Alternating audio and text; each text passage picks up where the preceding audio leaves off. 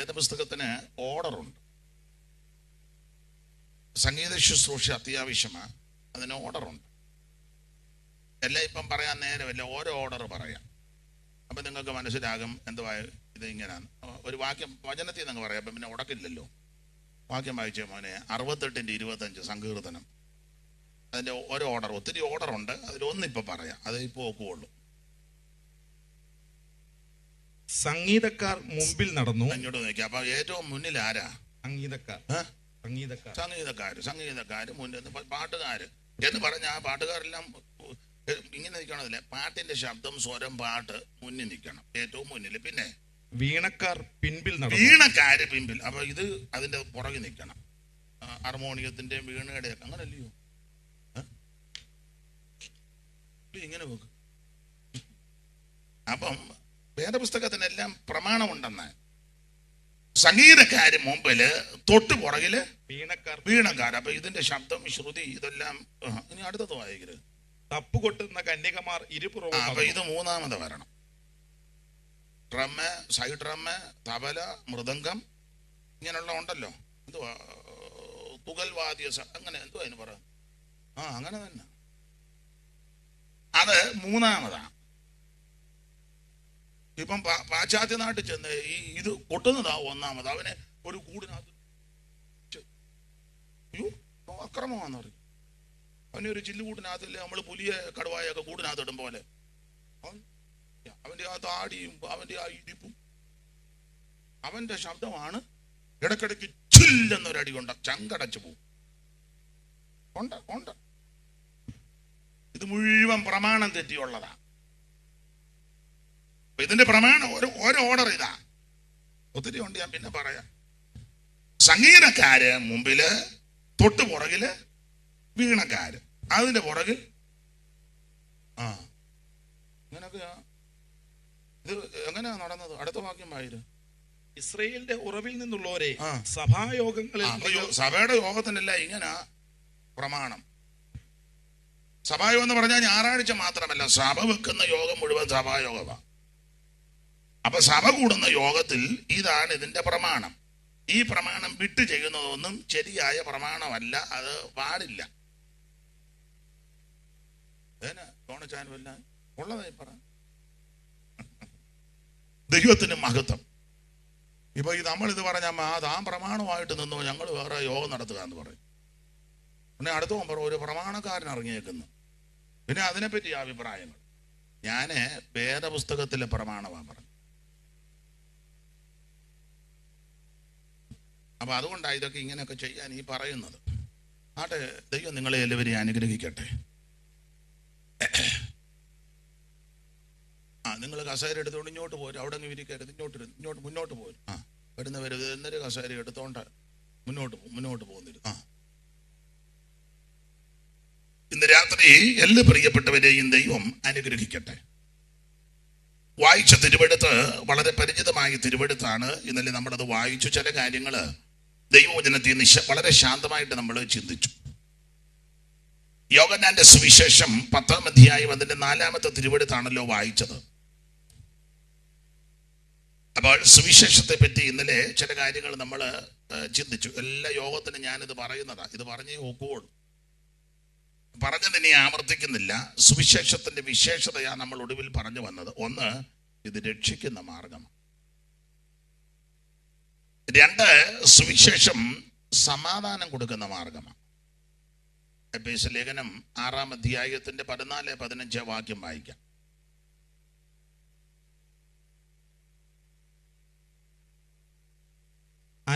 നിങ്ങളുടെ അരയ്ക്ക് സത്യം കെട്ടിയും നീതി എന്ന കവചം ധരിച്ചും സമാധാന സുവിശേഷത്തിനായുള്ള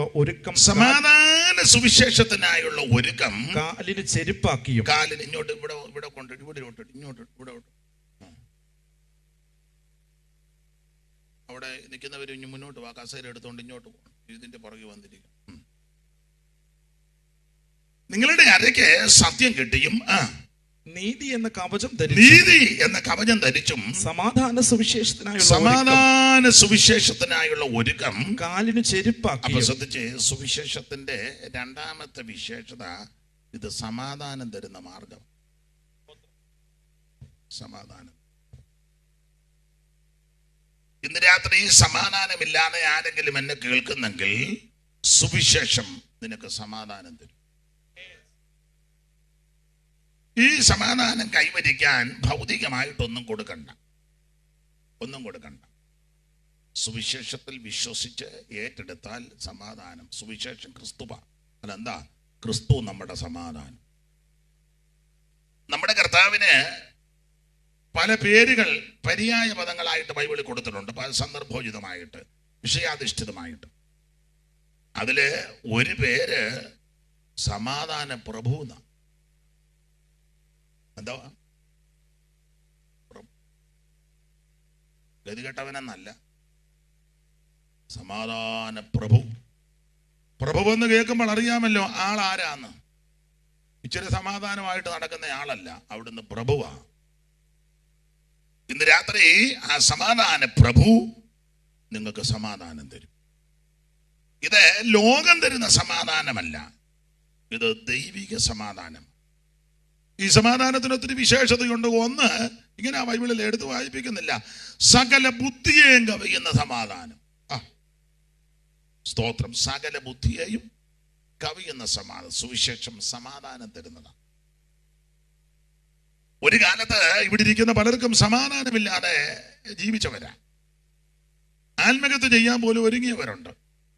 ജീവിതം ഒടുക്കുവാൻ ആശിച്ചവരുണ്ട്. പക്ഷേ ചില ആൾക്കാർ പറഞ്ഞു കേട്ടിട്ട് കഞ്ഞിക്കകത്ത് വിഷം കലക്കി എല്ലാവരുടെ കുടിച്ചിയാകാൻ എന്നാ സമാധാനമില്ല. അങ്ങനെ ഇരുന്നപ്പോഴാ സുവിശേഷം കേട്ട്. ചിലപ്പോൾ ഒരു ചെറിയ ട്രാക്റ്റ് ആയിരിക്കും, ചിലപ്പോൾ പണ്ട് സൺഡേ സ്കൂളിൽ കേട്ടൊരു വാക്യമായിരിക്കും, ചിലപ്പോൾ എവിടെ വെച്ചെങ്കിലും ആരെങ്കിലും പറഞ്ഞൊരു പദമായിരിക്കും. അത് മനസ്സിലാക്കി കർത്താവിനായി സമർപ്പിച്ചു. യേശു സമാധാനം. ഇപ്പോൾ ഈ മൈക്ക് ഇവിടെ വന്നിരിക്കുന്നവരിൽ കൊടുത്താൽ ഇങ്ങോട്ട് കയറി രണ്ട് വാക്ക് പറഞ്ഞാൽ മിക്കവരും പറയുന്ന ഒരു പദം ഇതായിരിക്കും: അയ്യോ, എനിക്കൊരു സമാധാനവും ഇല്ലായിരുന്നു, പക്ഷെ യേശു എനിക്ക് സമാധാനം നൽകി. ഭൗതികമായിട്ടൊക്കെ എനിക്ക് ഒത്തിരി കാര്യങ്ങളൊക്കെ ഉണ്ടായിരുന്നു, പക്ഷേ ഇല്ലാത്തത് സമാധാനമായിരുന്നു. അത് യേശു എനിക്ക് തന്നു. ഇന്ന് രാത്രി സുവിശേഷം സമാധാനം തരും. എന്നെ കേൾക്കുന്ന ആർക്കെങ്കിലും സമാധാനമില്ലാതെ മനോഭാരത്തോടിരിക്കുന്നെങ്കിൽ ഇന്ന് രാത്രി നിരാശപ്പെട്ടു പോകരുത്. യേശു ക്രിസ്തു സമാധാനം തരും. എന്തുവാ കർത്താവിന്റെ സമാധാനത്തിന്റെ ഒരു വിശേഷത? നിങ്ങൾക്ക് വചനം അറിയാം, അതുകൊണ്ട് പറയാം. കർത്താവ് ഒരിക്കൽ ശിഷ്യന്മാരോട് പറഞ്ഞു, എൻ്റെ സമാധാനം നിങ്ങൾക്ക്. അപ്പൊ ആ സാഹചര്യവും കൂടെ നോക്കണം. കർത്താവ് പറയും, എനിക്ക് സമാധാനം ഉണ്ടായി, എൻ്റെ സമാധാനം നിങ്ങൾക്ക്. ഇതെപ്പോഴാ പറയുന്നത് വെച്ചാൽ അന്ത്യത്താഴത്തിനോട് അന്ത്യത്താഴത്തോടൊക്കെ ബന്ധപ്പെട്ട് പറയുക എന്ന് പറഞ്ഞാൽ, ഇത് പറഞ്ഞേച്ച് കർത്താവ് ഗദ്രോത്തോട് കടന്ന് ഒലിവുമലയിൽ ചെല്ലും, പ്രാർത്ഥിക്കാൻ ചെല്ലും. വാളും മടിയും തീപട്ടിയായിട്ട് യേശുവിനെ പിടിക്കും, കൊണ്ടുപോകും, ഉപദ്രവിക്കും, അടിക്കും, ആക്ഷേപിക്കും, മുട്ടിയുരുട്ടി കുത്തും, മുൾക്കിരീടം തറയ്ക്കും, മുതക ഉടവജാല പോലെ നീളത്തെ കീറും, ചാട്ടവാറ് കൊണ്ട് അടിക്കും, കന്നത്ത് അടിക്കും, കാർക്കിച്ച് തുപ്പും. ഇതെല്ലാം കണ്ടോണ്ടാ പറഞ്ഞത് എൻ്റെ സമാധാനം തരുന്നത്. മനസ്സിലായോ? അപ്പൊ ഈ സമാധാനം കിട്ടുക എന്ന് പറഞ്ഞാൽ പ്രശ്നമെല്ലാം തീരുമെന്നല്ല. ചില ആൾക്കാർ ധരിച്ചിരിക്കുന്നത് സമാധാനം തരിക എന്ന് പറഞ്ഞാൽ മുഴുവൻ പ്രശ്നവും അല്ലല്ല. പ്രശ്നങ്ങൾ അവിടെയൊക്കെ ഉണ്ട്, പക്ഷെ അതിന് നടുവിൽ നല്ല ശാന്തതയാണ്. ഈ ദൈവദാസന്മാരെയൊക്കെ നോക്കിക്കേ, പ്രശ്നമില്ലാഞ്ഞിട്ടാണ് കൊള്ളാം. എല്ലാവർക്കും പ്രശ്നമുള്ളവരെ ഒന്നല്ലെങ്കിൽ മറ്റൊരു പ്രശ്നം. പഴയ ആൾക്കാരൊരു പഴഞ്ചൊല്ല് പറയും, ആനയ്ക്ക് തടിഭാരം, ഇറുമ്പിന് അരിഭാരം. എല്ലാവർക്കും അവനവൻ്റെതായ ഭാരവും പ്രയാസവും ഉണ്ട്. ഇവിടെ ഇരിക്കുന്ന എല്ലാവർക്കും ഉണ്ട്. മൈക്ക് സെറ്റ് പുള്ളിക്ക് പ്രശ്നമൊന്നും ഇല്ലയോ? അപ്പുറം ഇരിക്കുന്ന പുള്ളിക്ക് പ്രശ്നമല്ലോ, പുള്ളിക്ക് മുഴുവൻ പ്രശ്നമായി. ഇന്നലെ ഞാൻ കണ്ടു, അച്ചായന് പ്രശ്നമൊന്നുമില്ലേ? തോണച്ചാന് പിന്നെ തൻ്റെ മെയിൻ പ്രശ്നം ഇവൻ കല്യാണം കഴിക്കുന്നില്ല. അതാ അച്ചാൻ്റെ മോനെ തവല വായിക്കുന്നവൻ. അവൻ എന്ത് ചെയ്താൽ കേട്ടുകയല്ല. നിനക്ക് പ്രശ്നമില്ലായിരിക്കും, എന്നെ കാള കളിച്ച് കടന്നാൽ മതി. അച്ചായന് പ്രശ്നമുണ്ടത്, അവൻ മുഖം മറച്ചിരിക്കുക. അവൻ ചുമ്മാ ഇങ്ങനെ സുന്ദരികട തോന്നും വെച്ച് അവനും കാണും. ഇല്ലേ അച്ഛനും ഇല്ലേ? ഭാരമില്ലേ അച്ഛാ? സത്യം പറച്ച ഇവൻ കല്യാണം കഴിക്കാത്ത പ്രയാസമില്ലേ? ആ രണ്ടുപേരും അങ്ങോട്ടാന്നല്ലേ ചെല്ലുന്നത്. അതുകൊണ്ടാ അച്ഛാ നല്ല ബുദ്ധിയോടാ പറഞ്ഞത്. ഇവിടെ ഇരിക്കുന്ന എല്ലാവർക്കും പ്രശ്നമുണ്ട്. എന്തിയാ വീഡിയോ എടുക്കുന്ന ആൾ? എവിടെ? പ്രശ്നമൊന്നുമില്ലേ? മുഴുവൻ പ്രശ്നമാണ്. എല്ലാവരും ചൊവ്വനെ പകർത്തുന്നുണ്ടെങ്കിലും പുള്ളിക്കും പ്രശ്നമുണ്ട്. പ്രശ്നങ്ങളൊന്നുമില്ലേ? പിന്നെ ഇവിടെ ഇരിക്കുന്ന എല്ലാവർക്കും ഒന്നല്ലെങ്കിൽ മറ്റൊരു പ്രശ്നം ഉള്ളവരാ. പക്ഷെ എന്നാ ഇങ്ങനെ ഇരിക്കുന്നത്? സമാധാനം ഉള്ളത് കൊണ്ടാണ്. അതെന്താ? ക്രിസ്തു നമ്മുടെ സമാധാനം. യേശു ക്രിസ്തു സമാധാന പ്രഭുവാ. നായകൻ സമാധാന നായകൻ നിനക്കെന്നും ധനമേ. എന്തിനാകുലം കലരുന്നൻ മനമേ, എന്തിനാകുലം കലരുന്നൻ മനമേ.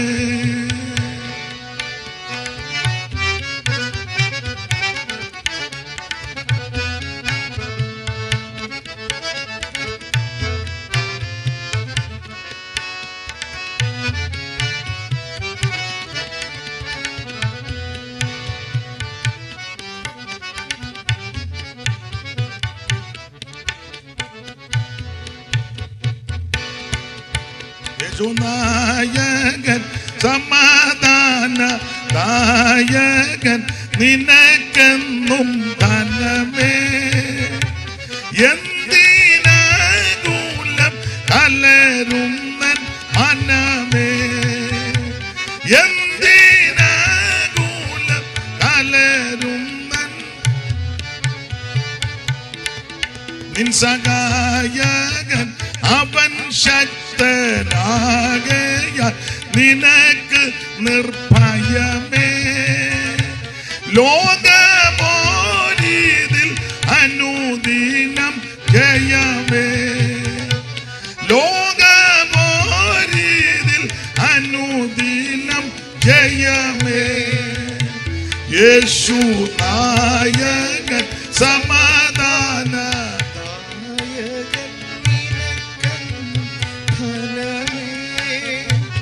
എന്തിനാകുലം മനമേ, എന്തിനാകുലം കലരുന്നൻ മനമേ. കരമുയർത്തി ദൈവത്തെ മഹത്വപ്പെടുത്ത്. സുവിശേഷത്തിന്റെ രണ്ടാമത്തെ വിശേഷത ഇത് സമാധാനം തരുന്ന മാർഗമാണ്. ഇതിന് കാശൊന്നും കൊടുക്കണം. ചിലര് സമാധാനം കിട്ടാൻ എന്തെല്ലാം കൊണ്ട് കൊടുക്കുകയോ എടുക്കുകയോ മേടിക്കുകയോ. ഇന്നാളെ ഒരാൾ പറഞ്ഞു ഇനി ഇച്ചിരി കൂടെ മേടിക്കാനുണ്ടെന്ന്. കാരണം ഇതെല്ലാം കൊണ്ട് കൊടുത്താലാ ഇച്ചിരി സമാധാനം. അതിലെന്തെങ്കിലും ഒന്ന് കുറഞ്ഞാൽ പുള്ളിയുടെ ഉള്ള സമാധാനവും ഉള്ള സമാധാനം. അയ്യോ അതുകൂടെ കൊടുത്തില്ലല്ലോ, അതുകൂടെ കൊടുക്കുകയായിരുന്നെങ്കിൽ. മനസ്സിലാകുന്നുണ്ടോ?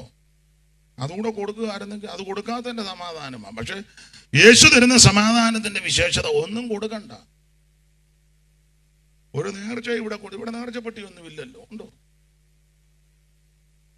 ഒന്ന് അദ്ദേഹം ഇവിടെ കൺവെൻഷൻ നടത്തുക, അദ്ദേഹത്തെ സഹായിപ്പാനും ചിലരുണ്ട്. ഈ ഓഡിറ്റോറിയം അല്ലല്ലോ, എന്തോ അതിനെ പറ, എന്തേലും ആയിക്കോട്ടെ. ഇത് കൊടുത്തില്ലേ, ഇതിന് കാശ് കൊടുക്കണോ?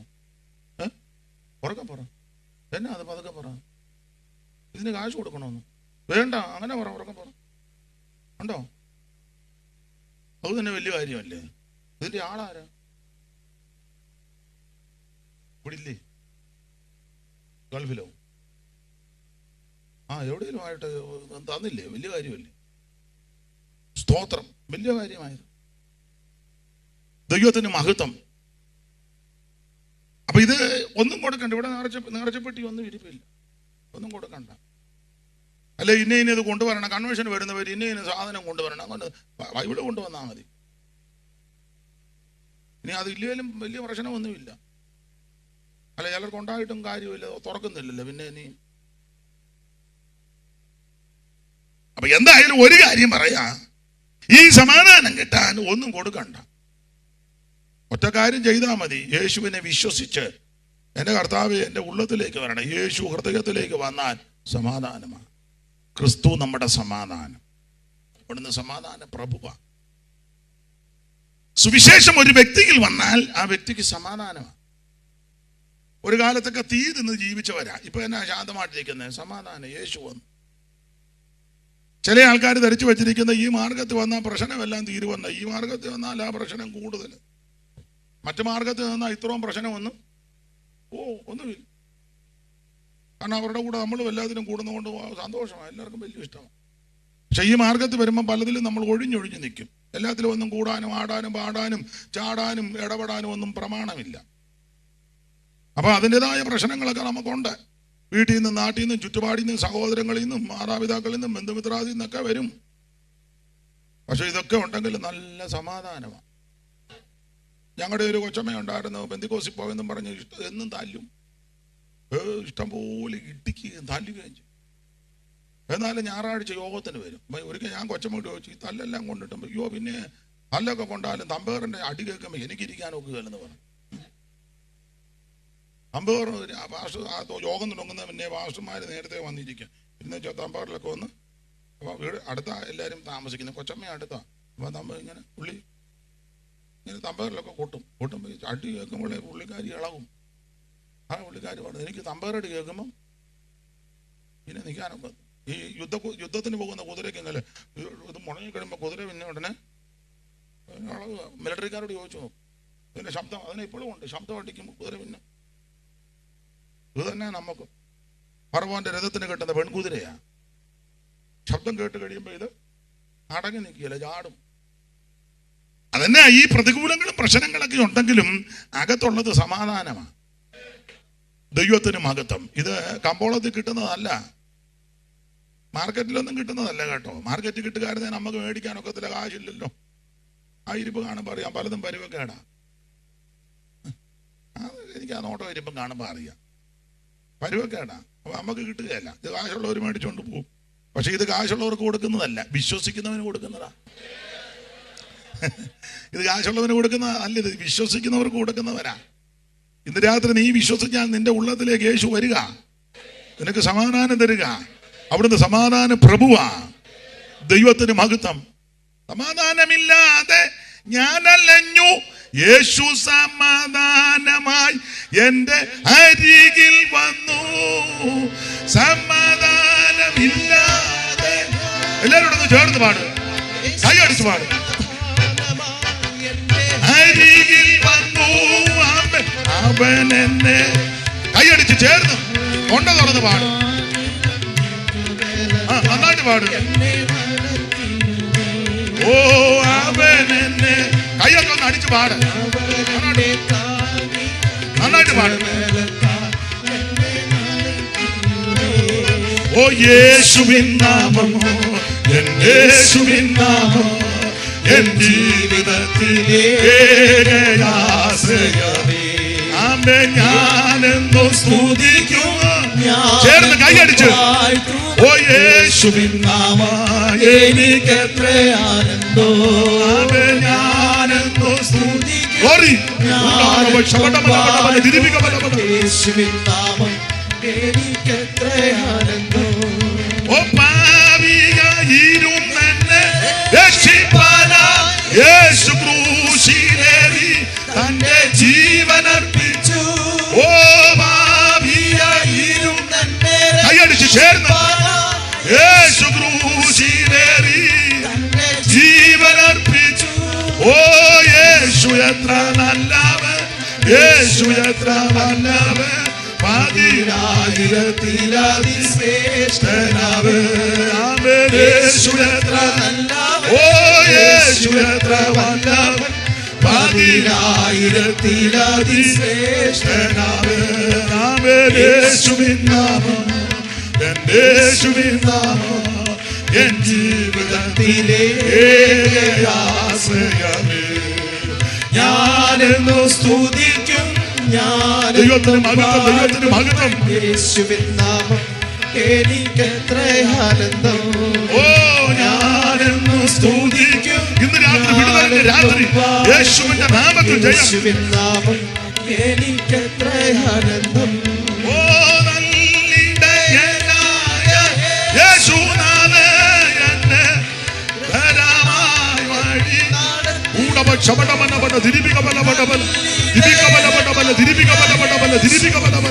ദൈവത്തിന്റെ മഹത്വം, ദൈവത്തിന്റെ മഹത്വം, ദൈവത്തിന്റെ മഹത്വം, ദൈവത്തിന്റെ മഹത്വം.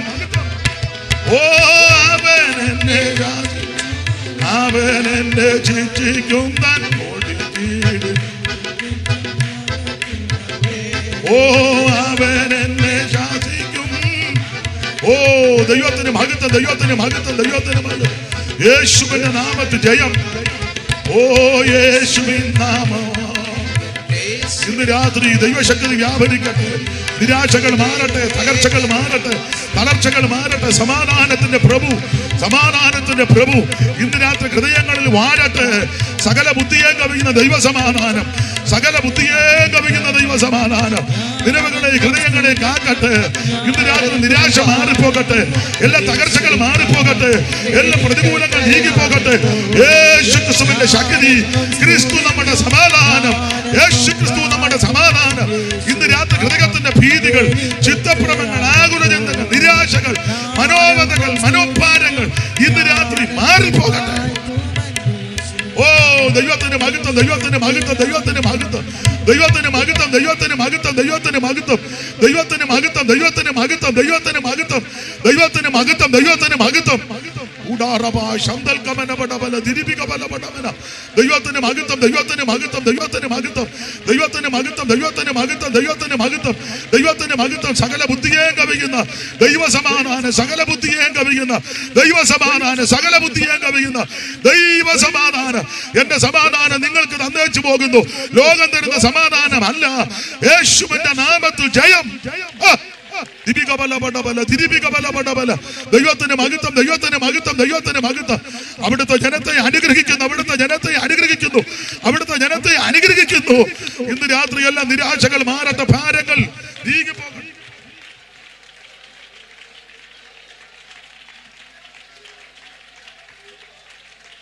Oh Jesus.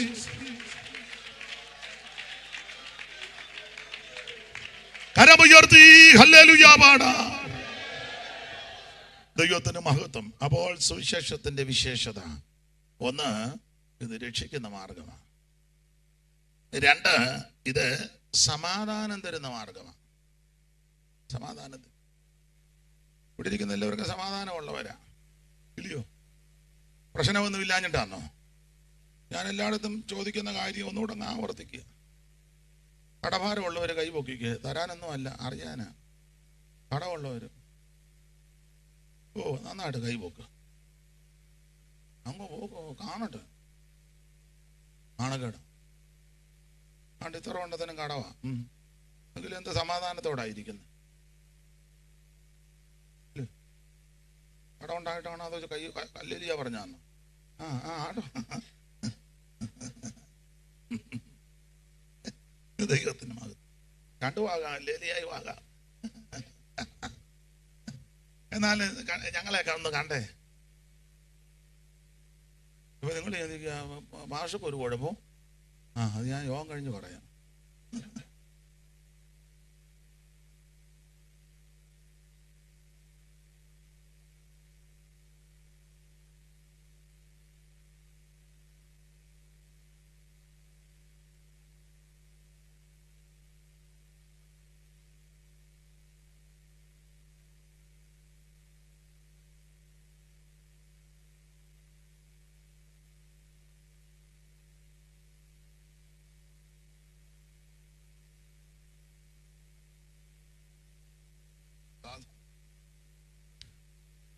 ലൈവിലൊന്നും പറയുന്നില്ല, അതുകൊണ്ട്.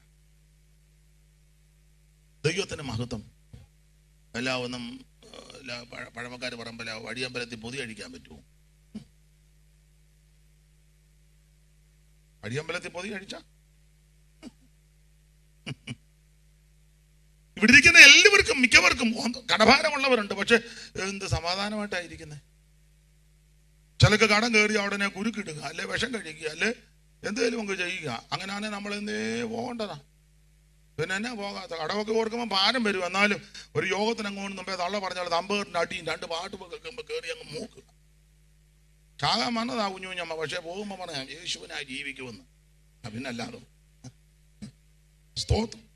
കടഭാരത്തോടാ ഇങ്ങോട്ട് വന്നേ. എന്നിട്ട് ഇവിടെ വരുമ്പം നല്ല പാട്ട്.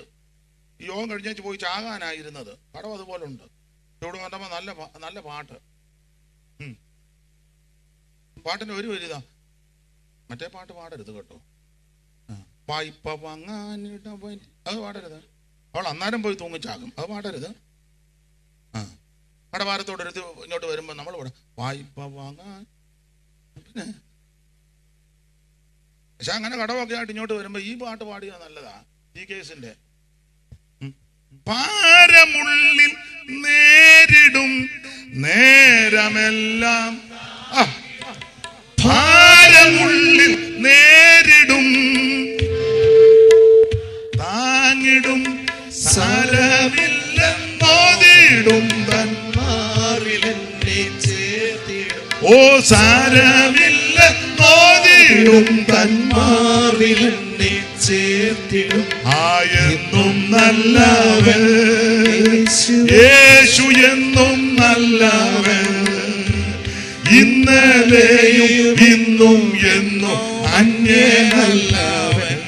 യേശു ഇന്നലെയും ഇന്നും എന്നും അന്യനല്ലവൻ. കരമുയർത്തി ദൈവത്തെ മഹത്വപ്പെടുത്താൻ. ഇങ്ങനെ ഭാരമൊക്കെ ആയിട്ട് വരുമ്പോ ഇങ്ങനെയുള്ള പാട്ട് കേൾക്കുമ്പോൾ ധൈര്യമാണ്. അതാ ഇതിനെ പ്രത്യേകത. ഉടനെ പ്രസംഗിക്കാൻ എഴുന്നേൽക്കുന്ന പുള്ളി ഉടനെ വായിക്കുക 46-ാം സങ്കീർത്തനം, ദൈവം നമ്മുടെ സങ്കേതമാകുന്നു കഷ്ടകളിൽ. ഇതൂടെ കേൾക്കുമ്പോൾ ഒന്നുകൂടെ അങ്ങ് ബലമായി. സ്തോത്രം. ഇങ്ങനെയൊക്കെയാ ഇതിന്റെ പ്രത്യേകത. അതിലേക്ക് അടവില്ലാഞ്ഞിട്ടല്ല. സ്വന്തമായിട്ട് വീടില്ലാത്തവർ ഈ ഭൂമിയിലെ സ്വന്തമായിട്ട് വീടില്ലാത്തവർ കൈപോക്കിക്കും. ആരുമില്ല. ഓ അങ്ങോട്ട് പോക്ക, കൈപോക്കാൻ കാണട്ടെ നാരകം. ഇപ്പൊ തർക്കമാ, ചെറുക്കാൻ തരുവോ ഇല്ലയോ എന്നുള്ളതായിരിക്കും. സ്വന്തമായിട്ട് ഭവനമില്ലാത്തവർ ഇതിനകത്തുണ്ട്, പക്ഷേ സന്തോഷത്തോടായിരിക്കുന്നു. അതെ, വാടകയ്ക്ക് താമസിക്കുന്നവർ കാണുമെന്ന് കൈപോക്കിക്കും. വാടകക്കാർ ആണ്ട് ഉണ്ടോ? എന്നാലും എന്താ സമാധാനത്തോടായിരിക്കുന്നു. കഴിഞ്ഞ മാസത്തെ വാടക കൊടുക്കാത്തവർ ചിലപ്പോൾ ഇതിനകത്ത് കാണാൻ സാധ്യത ഉണ്ട്.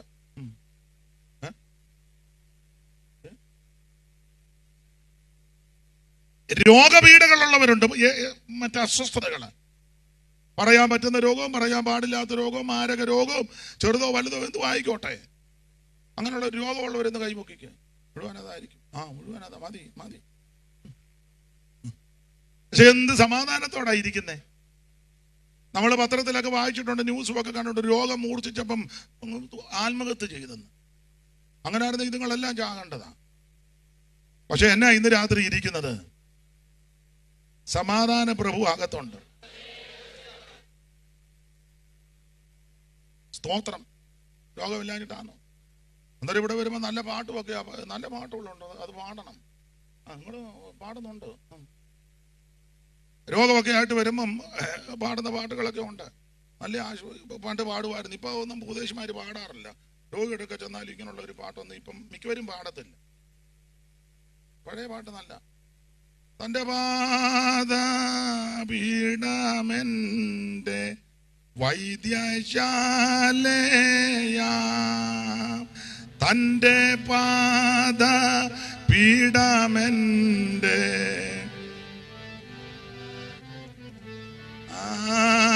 വാതിൽ ഉണ്ടനേകം ഔഷധങ്ങൾ രോഗശാന്തിക്കായി. അതിൽ ഉണ്ടനേകം ഔഷധങ്ങൾ രോഗശാന്തിക്കായി. ഇത് കേൾക്കുമ്പോ തന്നെ ഒരു ആശ്വാസമല്ലേ? ഇല്ലേ? ടിപിഎക്കാര് പാടുന്നൊരു പാട്ടുണ്ട്, നമ്മളും ചിലര് പാടും. രോഗത്തിനേറ്റ വൈദ്യന അവൻ നിനക്കനാരദം, രോഗത്തിനേറ്റ വൈദ്യന അവൻ നിനക്കനാരദം.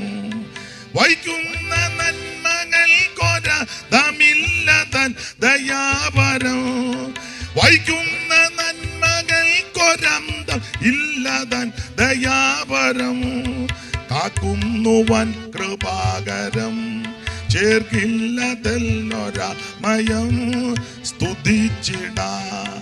എന്നന്തരംഗമേയവന്റെ മറപ്പതോ, എന്നന്തരംഗമേയവന്റെ മറപ്പതോ, എന്നുള്ളവേ സ്തുതിക്ക യഹോവയെ നിരന്തരം. എന്നുള്ളമേ സ്തുതിക്ക നീ യഹോവയെ നിരന്തരം. കരമുയർത്ത് ദൈവത്തെ സ്തുതിക്ക. അപ്പൊ നമുക്ക് പ്രശ്നങ്ങളില്ലാഞ്ഞിട്ടല്ല, വിഷയങ്ങളില്ലാഞ്ഞിട്ടല്ല, പക്ഷേ സമാധാനത്തോടിരിക്കുന്നത് നല്ല വചനവും നല്ല പാട്ടുകളും മാത്രമാണോ? സമാധാന പ്രഭുവാണ് നമ്മുടെ അകത്തിരിക്കുന്നത്. ഈ സമാധാനത്തിന്റെ വിശേഷ സകല ബുദ്ധിയും കവിയുന്ന ദൈവ സമാധാനമാണ്. അപ്പോൾ സുവിശേഷം സമാധാനം തരുന്ന മാർഗമാണ്. അതാ പറഞ്ഞ ഇവ ഓരോരുത്തരുടെ കയ്യിലോട്ട് കൊടുത്ത് അവർ കയറി പറയും സമാധാനമില്ലായിരുന്നു, ചോദിച്ചു സമാധാനം തന്നു. മിക്ക കുടുംബത്തിലും ഒരു കാലത്ത് സമാധാനമില്ലായിരുന്നു. ഇപ്പൊ എന്ത് സമാധാനം?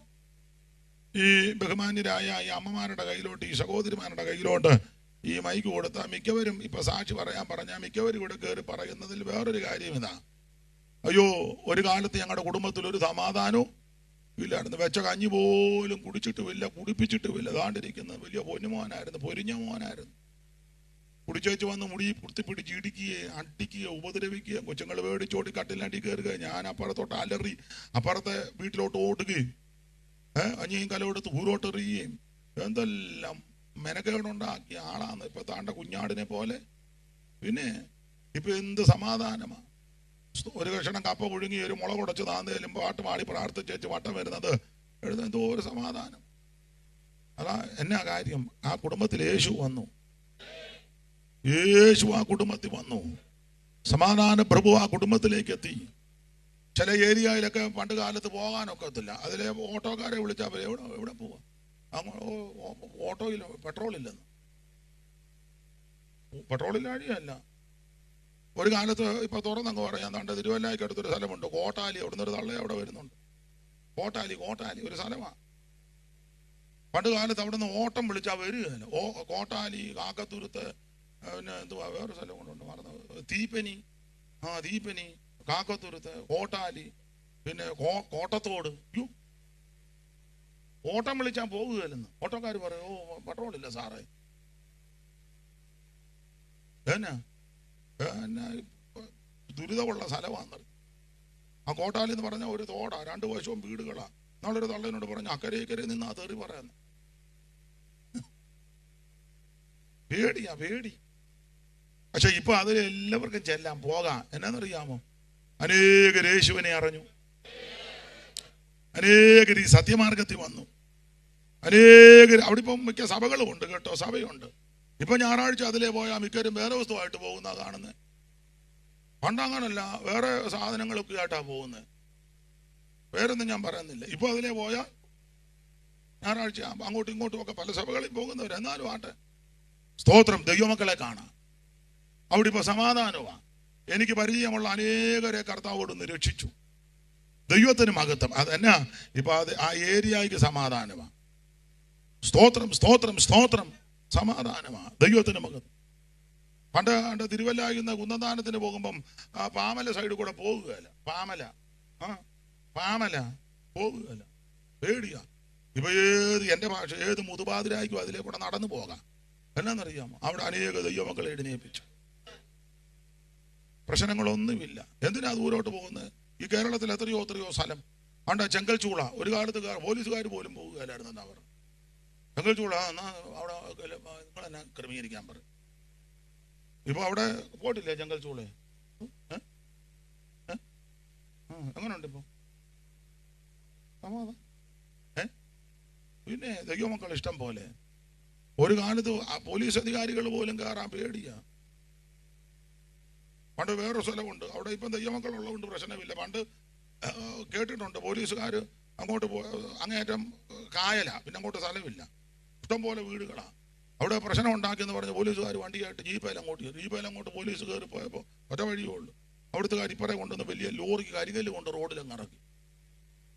അവർക്ക് ഇങ്ങോട്ടും പോകാൻ മേലെ, അങ്ങോട്ട് കായലല്ലേ, ചാടിപ്പോകാൻ പറ്റുമോ? പിന്നെ ബാക്കി നടന്നു വന്ന് ഞാനിപ്പോൾ പൊതുവെ പറയുന്നില്ല.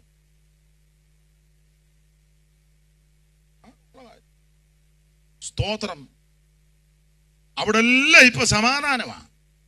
എന്താ കാര്യം? സുവിശേഷം എത്തി. സുവിശേഷത്തിന്റെ വിശേഷത ഇത് സമാധാനം തരുന്ന മാർഗമാണ്. സുവിശേഷം ഒരു വ്യക്തിയിൽ വന്നാൽ വ്യക്തിക്ക് സമാധാനം. ഒരു കുടുംബത്തിൽ വന്നാൽ കുടുംബത്തിന് സമാധാനം, ഒരു ദേശത്ത് വന്നാൽ ദേശത്തിന് സമാധാനം, ഒരു സംസ്ഥാനത്ത് സുവിശേഷം ഉയർത്തിയാൽ ആ സംസ്ഥാനത്തിന് സമാധാനം, ഒരു രാജ്യത്ത് സുവിശേഷം വന്നാൽ രാജ്യത്തിന് സമാധാനം. മാത്രമല്ല, നമ്മളെ പറ്റി പല ആൾക്കാർക്കും പല അഭിപ്രായങ്ങളാണ്. ചുമ്മാ ബഹളമൊന്നുമല്ല. ഞങ്ങൾ ഈ രാജ്യത്തിന് വേണ്ടി പ്രാർത്ഥിക്കുക. എന്തിനാ? സമാധാനം ഉണ്ടാകാൻ. ഈ മഹാരാജ്യത്തിന്റെ സമാധാനത്തിനും ഐശ്വര്യത്തിനും ഈ രാജ്യത്തെ ദൈവം അനുഗ്രഹിക്കേണ്ടതിന് ദൈവത്തോട് അപേക്ഷിക്കുക.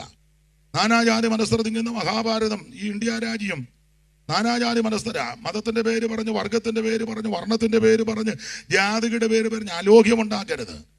എല്ലാവരും മറ്റുള്ളവരെ സേട്ടരെന്ന് എണ്ണി സഹവർത്തിത്വം പുലർത്തി ഈ നാരായണ ഗുരു പറഞ്ഞ കാര്യമൊക്കെ അറിയാം. ഇപ്പൊ പണ്ട് നാമം ചൊല്ലിയപ്പോൾ ഒരു പദമുണ്ട്, അന്യർക്ക് ഗുണം ചെയ്വതിന് ആയുസ്സും അബൂസും. അങ്ങനെ നിങ്ങൾ കേട്ടിട്ടില്ലായിരിക്കും. കേട്ടിട്ടുള്ളവരെന്ന് കഴിവൊക്കെ ചൊല്ലിയിട്ടില്ലേ? അന്യർക്കു ഗുണം ചെയ്വതിനായു സുബൂസു. പോരാട്ടമൊന്നുമല്ല മാമേ, നല്ല വരിയാ. മാമ അങ്ങോട്ട് വന്ന് ബന്ധനമാണ്. മറ്റുള്ളവർക്ക് ഗുണം ചെയ്യണമെന്ന് അല്ല. വേദപുസ്തകത്തിൽ അങ്ങനല്ലേ? ഓരോരുത്തരും സ്വന്തം ഗുണമല്ല. അത് തന്നെ. അപ്പൊ ഈ സുവിശേഷം വന്നു കഴിഞ്ഞാൽ സമാധാനമാണ്. അതല്ലേ നമ്മൾ ചില സ്ഥലങ്ങളിലൊക്കെ നമ്മുടെ ഉപദേശിമാര് പരസ്യത്തിനൊക്കെ ഒരു മൈക്കും ടൂ വീലറിൽ ചെന്ന് 2 രാറ്റും ഒക്കെ ആയിട്ട് അവിടെ നിന്ന് മൈക്കും എല്ലാം ഇണക്കി പ്രൈസ് ദി ലോർഡ് എന്ന് പറയുമ്പോൾ ചില ആ ദേശത്തെ പൂഞ്ഞാൻ ഓടി വന്നിട്ട് അവന്റെ പൊടിമീശയൊക്കെ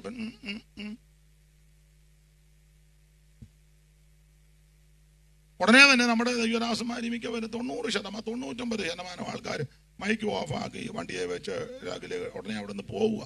അതിന് ഇത് സമാധാനമായതുകൊണ്ടാണ്. അതേസമയം ഏതെങ്കിലും പാർട്ടിക്കാർ യോഗം നടത്തേണ്ടത് 2 കസാരയും 2 ചുമന്ന കസാരയും 1 ചുമന്ന കൊടി, അല്ലെ 2 വെള്ള കസാര 1 വെള്ളക്കൊടി ഉണ്ടല്ലോ, ഓരോ കൊടികൾ, അല്ലെ 2 കസാര 1 കാവിക്കൊടി ഒക്കെ ഉള്ളിടത്തോട്ട് നീ എന്ന് പിരിച്ച് അവർ നിന്നെ ഏറി നിർത്തും. നീ പിന്നെ താഴെ നിൽക്കണമെങ്കിൽ ചോദിക്കും അവരോട്, അച്ചായ ഞാനൊന്ന് താഴെ നിന്നോട്ടെ എന്ന്. മനസ്സിലായോ? നീ ഏരിയയിലെ വലിയ വലിയ വലിയ പൂവനായിരിക്കും, പക്ഷെ അങ്ങോട്ട് ഞാൻ വിവരം അറിയും. പക്ഷെ ഞങ്ങളുടെ ഒക്കെ വന്ന് പോകുമെന്ന് പറയുമ്പോൾ ഞങ്ങളുടെ ഉടനെ ഞങ്ങൾ പോവുക. അതന്നെ വേണമെങ്കിൽ ഒരു തടയൊക്കെ തടയാനുള്ള ആരോഗ്യവും ഞങ്ങളുടെ ഇടയിലുള്ളവരുണ്ട്. ഒരടി വന്നാൽ കയറി വന്ന് അടിക്കുകയല്ല, തടയാൻ. അടിക്കത്തില്ല. ഒരു തടയ്ക്കുള്ള ആരോഗ്യമുള്ളവർ ഉണ്ട്, പക്ഷെ തടയുന്നില്ല. അതെന്നാ? ഇത് സമാധാനത്തിന്റെ മാർഗമാണ്. പടി ഞങ്ങളുടെ ഒരു അപ്പച്ചനൊന്ന് തടഞ്ഞു. അതിനെ അടിക്കാൻ വന്നവൻ ഇങ്ങനെ പോയത്. പുള്ളി അടിച്ചില്ല, മോനെ അടിക്കാതെ മോനെന്നും പറഞ്ഞ് തടഞ്ഞതാ. പിന്നെ ഇങ്ങനെ പോയത്. അല്ല, അങ്ങനെയുള്ളവർ ഉണ്ടെന്ന്. വേറൊരു അച്ചായനുണ്ടായിരുന്നു, പേരൊന്നും പറയുന്നില്ല. മോൻ അങ്ങ് വീട്ടിൽ പോയാട്ടെ, തൂത്തങ്ങ് വിട്ട് അവനെ ഇങ്ങനെ പിന്നെ പോയത്. എത്രയോ കൊല്ലം അവനിങ്ങനെ. അങ്ങനെയുള്ളവരും ഉണ്ട്. അല്ലത്തില്ല. അല്ല, അങ്ങനെയൊക്കെ ഉള്ളവരുണ്ട്, പക്ഷെ ഒന്നും പറയത്തില്ല. ഉടനെ അതും എടുത്തുകൊണ്ട് അങ്ങ് പോകുക. അതെന്നാ? ഇത് സമാധാനത്തിന്റെ മാർഗമാണ്. ദൈവത്തിന് മഹത്വം. സുവിശേഷത്തിന്റെ വിശേഷത ഇത് സമാധാനം തരും. 1, നിന്നെ രക്ഷിക്കും. 2, നിനക്ക് സമാധാനം തരും. 3 സുവിശേഷം മാനുഷികമല്ല. മാനുഷികമല്ല. ഇത് മനുഷ്യരാരും ഒപ്പിച്ചുകൊണ്ട് വന്നതോ കണ്ടുപിടിച്ച സൂത്രമോ മാർഗമോ ഒന്നുമല്ല. ഇത് ദൈവത്താൽ സ്ഥാപിതമാണ്. ഒരു വാക്യം വായിച്ചേ, ഗലാത്യലേഖനം 1:11. ഗലാത്യലേഖനം 1:11 അറിവുള്ള വാക്യമാ, എങ്കിലും വായിച്ചോ. ഗലാത്യർ 1:11 പെട്ടെന്ന് വായി. സഹോദരന്മാരെ, ഞാൻ അറിയിച്ച സുവിശേഷം, സഹോദരന്മാരെ ഞാൻ അറിയിച്ച സുവിശേഷം മാനുഷ്യമല്ല എന്ന് നിങ്ങളെ ഓർമ്മിപ്പിക്കുന്നു. മതി. അപ്പൊ സുവിശേഷത്തിന്റെ 3ാമത്തെ വിശേഷത ഇത് മാനുഷികമല്ല എന്ന് പറഞ്ഞാൽ ഇത് മനുഷ്യരാരും ഒപ്പിച്ചുകൊണ്ട് വന്നതല്ലെന്ന്. ചില ആൾക്കാർ പറയുന്നത് ഇത് അവര് കൊണ്ടുവന്നതാണ്. ആര്? അവര് കൊണ്ടുവന്നു. ഒരാൾ പറഞ്ഞു ഇത് സായിപ്പ് കൊണ്ടുവന്നു. ഇവിടെ പൊട്ടാ സായിപ്പ് കൊണ്ടുവന്നതല്ല. സായിപ്പിന്റെ ആണോ സുവിശേഷം? സർവജനത്തിന് ഉണ്ടാകുവാനുള്ള മഹാസന്തോഷമാണ്. അല്ല, സായിപ്പിന്റെ സന്തോഷമെന്നല്ല. അവര് പിന്നെ നമ്മളെക്കാളും കുറച്ചുകൂടെ ഇതിനൊക്കെ താല്പര്യമുള്ളത് കൊണ്ട് ഏറ്റെടുത്തു. സുവിശേഷം സായിപ്പ് കൊണ്ടുവന്നതല്ല. നാളൊരു തള്ള പറയുന്നുണ്ട് കപ്പലേൽ ഇറക്കിയതാണ്. കളി തള്ള. ഇത് കപ്പല് തള്ളക്ക് മാട്ടാണ്. കപ്പലെ കൊണ്ടുവന്നത്. അതിന് കപ്പലയിലും ഒക്കെ കൊണ്ട്. ഇത് കപ്പലേലും പ്ലെയിനേലും ഒന്നും കൊണ്ടുവന്നതല്ല. സുവിശേഷം മാനുഷികമല്ല, ദൈവികമാണ്. കുക്ക് സാഹിബ് കൊണ്ടുവന്നതല്ല സുവിശേഷം. ചില പറയും ഇത് കുക്ക് സാഹിബ്, ഇവരുടെ ഒരു പഴയ സാഹിബാ കുക്ക് സാഹിബ്. ഇത് കുക്കും കൊക്കും ഒന്നും കൊണ്ടുവന്നതല്ല, ദൈവത്താൽ തുടങ്ങിയതാ. നാഗൽ സാഹിബിന് ഓയിൽ സാഹിബ് ഒന്നും കൊണ്ടുവന്നതല്ല. ജോർജ് ബർഗും മേരി ചാമാനും ഒന്നും കൊണ്ടുവന്നതല്ല. കല്ലുമല കുഞ്ഞുമാനച്ചാന്റെ വീട്ടിലെ അല്ല സുവിശേഷം. ചില പറയാ കുഞ്ഞുമാന്റെ ആടാ സുവിശേഷം. ഏത് കല്ലുമല? പിന്നെ ഇത് കല്ലുമല കുഞ്ഞുമാനച്ചാന്റെ അല്ല സുവിശേഷം. അപ്പം പഴയ ആൾക്കാർ പറയാ കുഞ്ഞുമാനേക്കാളും മുന്നേ ഉണ്ണുണ്ണിയുടെ ആടാ, ഉണ്ണുണ്ണി സാറ്. ഏത് കുമ്പനാട്ട? അയ്യോ, ഇത് കുമ്പനാട്ട ഉണ്ണുണ്ണി സാറിന്റെ അല്ല സുവിശേഷം. അല്ലെന്ന്. മാലക്കര പാപ്പി സാറിന്റെ അല്ല സുവിശേഷം. കുഞ്ഞമ്മച്ചന്റെ ഒന്നും അല്ല സുവിശേഷം. ദൈവത്തിന് മഹത്വം. സുവിശേഷം പാസ്റ്റർ പോളിന്റെ അല്ല. ഏതാ? TPM-ന്റെ സ്ഥാപകൻ പാസ്റ്റർ പോള് രാമൻകുട്ടി, പുള്ളിയുടെ അല്ലെന്ന്. സുവിശേഷം മാനുഷികമല്ല, ഇത് ദൈവികമാണ്. അതിനൊരു കാര്യവും കൂടെ ചേർത്ത് പറഞ്ഞേക്കാൻ ചിന്തിച്ചോ. ദൈവികമായതുകൊണ്ടാണ് ഇത് ഇന്ന് നിൽക്കുന്നത്. നൂറ്റാണ്ടുകളായില്ലയോ എന്തിനേലും കോട്ടം വന്നിട്ടുണ്ടോ? സ്തോത്രം. അതിന്നും ശോഭിച്ചു നിൽക്കുക. ദൈവത്തിന് മഹത്വം. ഞാൻ വിവരിക്കുന്നില്ല. സുവിശേഷത്തെ തകർക്കാനും നശിപ്പിക്കാനും ഒക്കെ കച്ചയം കെട്ടി രംഗത്ത് വന്ന മിടുക്കന്മാർ ഒത്തിരിയുണ്ട്. അവർക്ക് കുഴപ്പം വന്നതല്ലാതെ സുവിശേഷത്തിന് ഒരു കുഴപ്പവും വന്നില്ല. ഒരാളെ ഉപദ്രവിച്ചടിച്ചാൽ 9 എണ്ണത്തിന് ദൈവം അങ്ങ് എഴുന്നേൽപ്പിക്കും. ചില ആൾക്കാർ ധരിച്ചേക്കുന്ന ഇതിനെയെല്ലാം കണ്ടിച്ചു കഴിയുമ്പോൾ എല്ലാം തീരുവന്ന ഒന്നിനെ കണ്ടിച്ചാൽ 9 എണ്ണത്തിന് ദൈവം എഴുന്നേൽപ്പിക്കും. ദൈവത്തിന് അതാ സുവിശേഷത്തിന്റെ ശക്തി. ഈ സുവിശേഷം വളർന്നത് മനുഷ്യനെ കൊന്നൊടുക്കി വളർന്നതല്ല, ജീവൻ കൊടുത്ത് വളർന്നതാ. മനുഷ്യനെ കൊന്നൊടുക്കി വളർന്നതല്ല. എല്ലാവരും കണ്ടിക്കടാ, നമ്മൾ മാത്രം മതികടാ, ഒരറ്റം മുതൽ അറയടാ, അങ്ങനെ അറിഞ്ഞ് കണ്ടിച്ചു വളർന്നതല്ല സുവിശേഷം. അനേകര് ജീവനെ കൊടുത്തതാ. സ്തേഫാനോസ് മുതലുള്ളവര് അല്ല, പുറകോട്ടിറങ്ങിയ ഹാബേൽ മുതല് എല്ലാവരും രക്തം ചിന്തി. എന്തിന് രക്തം കൊടുത്തു? യേശു അങ്ങനല്ലയോ, ഒരുത്തനെ കൊന്നേച്ച് വളർത്തിയതല്ല ഇത്. യേശു ജീവനെ കൊടുത്തതാ. അങ്ങനെ അതാ സുവിശേഷത്തിന്റെ വിശേഷത. ഇന്നും അതതിന്റെ വെന്നിക്കൊടി പറപ്പിക്കുക. സുവിശേഷം മാനുഷികമല്ല, ദൈവികമാണ്. ജയിക്കുമേ സുവിശേഷം, ലോകം ജയിക്കുമേ, പേയുടെ ശക്തികൾ നശിക്കുമേ, സകല ലോകരും യേശുവിൻ നാമത്തിൽ വണങ്ങുമേ, പല അതുബേക്ക് സന്തോഷമേ. ജയിക്കുമേ സുവിശേഷം, ലോകം ജയിക്കുമേ, പേയുടെ ശക്തികൾ നശിക്കുമേ, സകല ലോകരും യേശുവിൻ നാമത്തിൽ വണങ്ങുമേ, തല കുനിക്കുമേ, അതുബേക്ക് സന്തോഷമേ. കരമുയർത്തി ദൈവത്തെ സ്തുതിക്കേ. സുവിശേഷം മാനുഷികമല്ല, ഇത് ദൈവത്താൽ സ്ഥാപിതമാണ്. അപ്പൊ സുവിശേഷത്തിന്റെ വിശേഷത അതാ ചിന്തിക്കുന്നത്. 1, ഇത് രക്ഷിക്കുന്ന മാർഗം.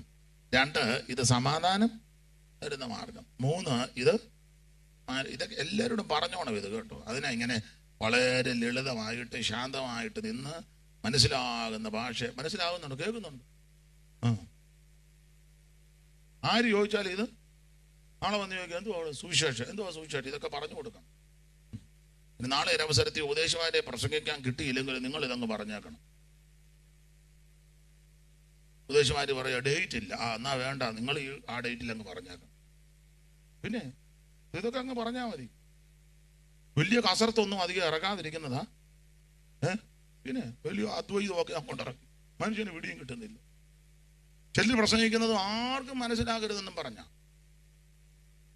ഭാഷയൊക്കെ എടുത്തിട്ട് അങ്ങോട്ട് അമ്മാനമാടി അതിൻ്റെ എന്ത് പറയാനറിയാം, എനിക്കറിയത്തില്ല. നിങ്ങൾ പറയാതെ എനിക്കറിയാൻ മേലാത്ത എൻ്റെ കലിപ്പായിരിക്കുമെന്ന് ചെല്ലം കൊണ്ട് പറഞ്ഞാൽ ഒന്നും പിടി കിട്ടുന്നു. നമ്മൾ എങ്ങനെ ഉണ്ടായിരുന്നു അമ്മ എന്തോ പറഞ്ഞു, എല്ലാം പറഞ്ഞു. എന്നാലും എന്തുവാ കേക്കണം, അതൊക്കെ ഒന്ന്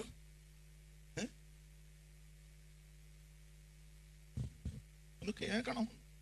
അല്ല എന്തുവാ അമ്മാമ്മ കേട്ടതല്ലേ, ഞാൻ കേട്ടു, എന്തു പറഞ്ഞു, അതൊക്കെ വന്ന് കേൾക്കണമെന്ന്. പിന്നെ ഞങ്ങളുടെ പാപ്പച്ചായൻ പറഞ്ഞ പോലെ പണ്ടൊരു ഉപദേശിയോട് വന്ന് സംശയം ചോദിച്ചു ഒരു വിശ്വാസി, അപ്പച്ചാ അതങ്ങനാണ്. അങ്ങനെ വേറെ പുസ്തകത്തിൽ നിന്ന് പുള്ളിക്കും അത് അറിയത്തില്ല, പുള്ളി മുണ്ടുക്കന പോയി എന്ത് പുസ്തകം വായിക്കടാ. എനിക്കറിയാൻ മേലെന്ന് അവനോട് പറഞ്ഞാൽ ക്ഷീണമല്ലേ. അവൻ വലിയ ആഗ്രഹത്തോടെ വന്നു, അപ്പച്ചാ അതങ്ങനെ പോയി ഏത് പുസ്തകം വായിക്കടാ, ചുമ്മാതെ നടക്കാന്ന് അറിയാൻ മേലെന്നും പറഞ്ഞവൻ. അപ്പൊ ഇന്ന് രാത്രി ഓർപ്പിക്കട്ടെ, ആര് ചോദിച്ചാലും ഇത് പറഞ്ഞോണം. എന്താ സുവിശേഷത്തിന്റെ വിശേഷത? ഇത് രക്ഷിക്കുന്ന മാർഗമാണ്. 2, ഇത് സമാധാനം തരുന്ന. ഇവിടെ ഞങ്ങളുടെ ശിവപാസ്റ്റോട് ഒരു അച്ചായൻ പറഞ്ഞു, അയ്യോ അത് മുഴുവൻ ഞാൻ പഠിച്ചെന്ന്. ഇത് മുഴുവൻ പുള്ളി ഒന്ന് ലൈവിലുണ്ട്. അത് പാസ്റ്റോട് പറയും, ഇനി വേറെ വല്ലതും ഒന്ന് പറയാൻ, വേറെ വല്ലതും. എനിക്ക് സന്തോഷം തോന്നി, പുള്ളി ഇത് പഠിച്ചല്ലോ. അയ്യോ വലിയ കാര്യം, വലിയ കാര്യം. എൻ്റെ കൂടെ നടക്കുന്നവരുമാണ് എല്ലാം പഠിച്ചു വെച്ചിരിക്കുക. ഞാൻ ഈ അടുത്ത പോയിന്റ് ഏതാണെന്ന് പുള്ളിയോട് ചോദിച്ചാൽ പുള്ളി പറഞ്ഞു തരും. കൂടെ കണക്കല്ലേ പഠിക്കുക. പിന്നെ ഇടയ്ക്ക് ഞാൻ പോയിന്റ് ഒന്ന് മാറ്റും. സ്തോത്രം. വചനത്തിൽ നിന്നേ ഇത് പഠിക്കണം. ഏത് പാതിരാത്രി ചോദിച്ചാലും പറഞ്ഞു കൊടുക്കണം. മറ്റൊന്നും പറഞ്ഞില്ലെങ്കിൽ സുവിശേഷം പറഞ്ഞോണം. യോഹന്നാൻ സ്നാപകന്റെ വിശേഷത അവൻ സുവിശേഷം അറിയിച്ചെന്നുള്ളതാണ്. ദൈവത്തിന് മഹത്വം. ലൂക്കോസ് 3:18 വായിച്ചു. ലൂക്കോസ് 3:18 യോഹന്നാൻ സ്നാപകൻ തന്റെ ശുശ്രൂഷയുടെ വിശേഷത. ലൂക്കോസിന്റെ പലതും അവൻ പ്രബോധിപ്പിച്ചുകൊണ്ട് ജനത്തോട് സുവിശേഷം അറിയിച്ചു. ജനത്തോട് സുവിശേഷം അറിയിച്ചു. സുവിശേഷം അറിയിക്കണം. ദൈവത്തിന് മഹത്വം. അപ്പൊ ശ്രദ്ധിക്കുക, സുവിശേഷത്തിന്റെ 3ാമത്തെ വിശേഷത ദൈവത്തിന്റെ മഹത്വം. ഇത് മാനുഷികമല്ല.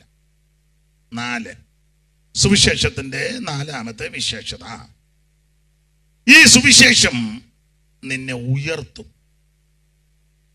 സുവിശേഷം നിന്നെ ഉയർത്തും. നിന്റെ താഴ്ചയൊക്കെ മാറ്റും, തകർച്ചയൊക്കെ മാറ്റും, അരാജകത്വമെല്ലാം മാറ്റിത്തരും, പാളിച്ചകളെല്ലാം മാറ്റും, നിന്നെ ഉയർത്തും. ഒരു വാക്യം വായിച്ചേ. കൊരിന്ത്യർക്ക് എഴുതിയ 2-ാം ലേഖനം 11-ാം അധ്യായം 7-ാം വാക്യം. പൈര്. കൊരിന്ത്യർക്ക് എഴുതിയ 2-ാം ലേഖനം 11:7. പൈര്.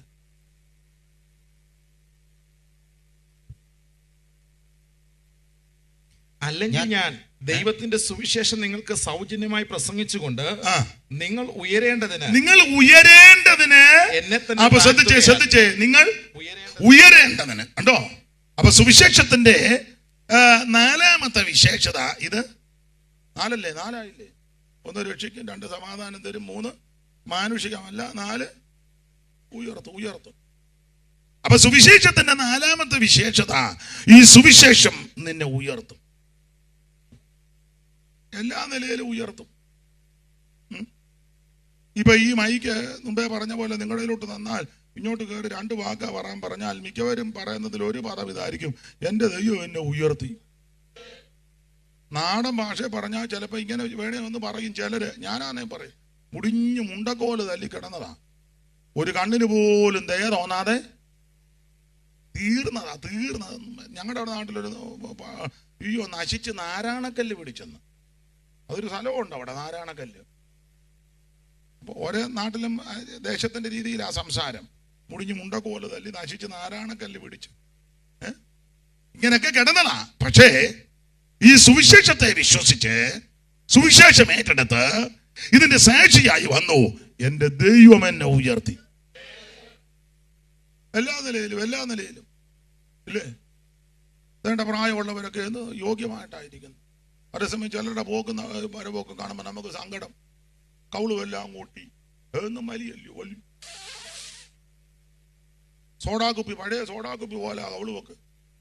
ഇവിടെ വന്ന് നോക്കിയോ, എല്ലാം ഇരിക്കുന്ന നാട്ടിൽ എന്ത് നല്ല യോഗ്യമായ വസ്ത്രമൊക്കെ ധരിച്ച്. മറ്റേതാരും നേരത്തെ അന്ന് ഇവിടെ ഇടേണ്ട ബട്ടൺസ് ഇവിടെ ഇടുന്നത്. ഇതൊക്കെ നല്ല യോഗ്യമായിട്ട് സഹോദരിമാരൊക്കെ എന്ത് മാന്യമായിട്ടിരിക്കുന്നു. തലയിൽ നല്ല എന്തുവാ സ്കാഫോ ഇതൊക്കെ എഴുതി നല്ല യോഗ്യമായിട്ടിരിക്കും. അതിനാ ഇത് സുവിശേഷം ഇത് മാന്യമായിട്ട് നടത്തും, ഉയർത്തും. എല്ലാ നിലയിലും നമ്മെ ഉയർത്തുന്നത് ആ സുവിശേഷം. ദൈവത്തിന് മഹത്വം. അപ്പൊ ചൊല്ലി പറയുന്നത് സായിപ്പ് കാശ് കൊടുക്കുക, സായിപ്പ് തരുന്നതൊന്നുമല്ല. ഇതെങ്ങനെ ഉയർച്ച വരുന്നത്? അതിന് ന്യായമായൊരു ഒരു ഒരു ഒരു വകുപ്പ് പറയും. ന്യായം. അതോട് ന്യായമായൊരു ചൊല്ലി പറയുക. ബന്ധുക്കോസി പോയി അതുകൊണ്ട് ഇപ്പം പുതിയ വീടുമൊക്കെ വെച്ചു, വണ്ടിയൊക്കെ മേടിച്ചു. ചെറുക്കനുണ്ട് പേർഷ്യയിലും. അതിന് മറുപടി പറയാം. അങ്ങനെ ആയിപ്പോകുന്നൊന്നുമല്ല. ഈ പെന്തക്കോസ്തി വന്നു കഴിയുമ്പോഴേ, യേശുവിനെ അറിഞ്ഞു കഴിയുമ്പോൾ ഒത്തിരി കാര്യങ്ങൾ സ്റ്റോപ്പ് ചെയ്യും, ചില കാര്യങ്ങൾ ആരംഭിക്കും. അതിലൊന്ന്, നീ നേരത്തെ 1000 രൂപയ്ക്ക് അല്ലെ 500 രൂപയ്ക്ക് ജോലി ചെയ്താൽ അതിനൊക്കെ 300 രൂപയ്ക്ക് കുടിക്കണം. പോയിട്ട് 200 ആ കയ്യില്. അത് വീട്ടു സാമാനമെല്ലാം മേടിച്ചു കൊണ്ടുവന്ന് പിന്നെ ഒരു 10 നിന്റെ കയ്യിലും വെക്കും. പണ്ട് രക്ഷിക്കപ്പെട്ട് കഴിഞ്ഞപ്പോൾ ആൾ മദ്യപാനം നിർത്തി 300 വരവായി. നേരത്തെ നീ വലിക്കുമായിരുന്നു. ചാർമിനാർ, പഴയ സിഗരറ്റിന്റെ പേരാ, കേട്ടിട്ടില്ല? പഴയ പച്ചമരില്ല ചായ, എന്തുവാ അതിന് പറഞ്ഞു? ചാർമിനാർ എന്നല്ലേ? ഓ, നിങ്ങളെല്ലാം തികഞ്ഞ ആത്മീയരായതുകൊണ്ട്.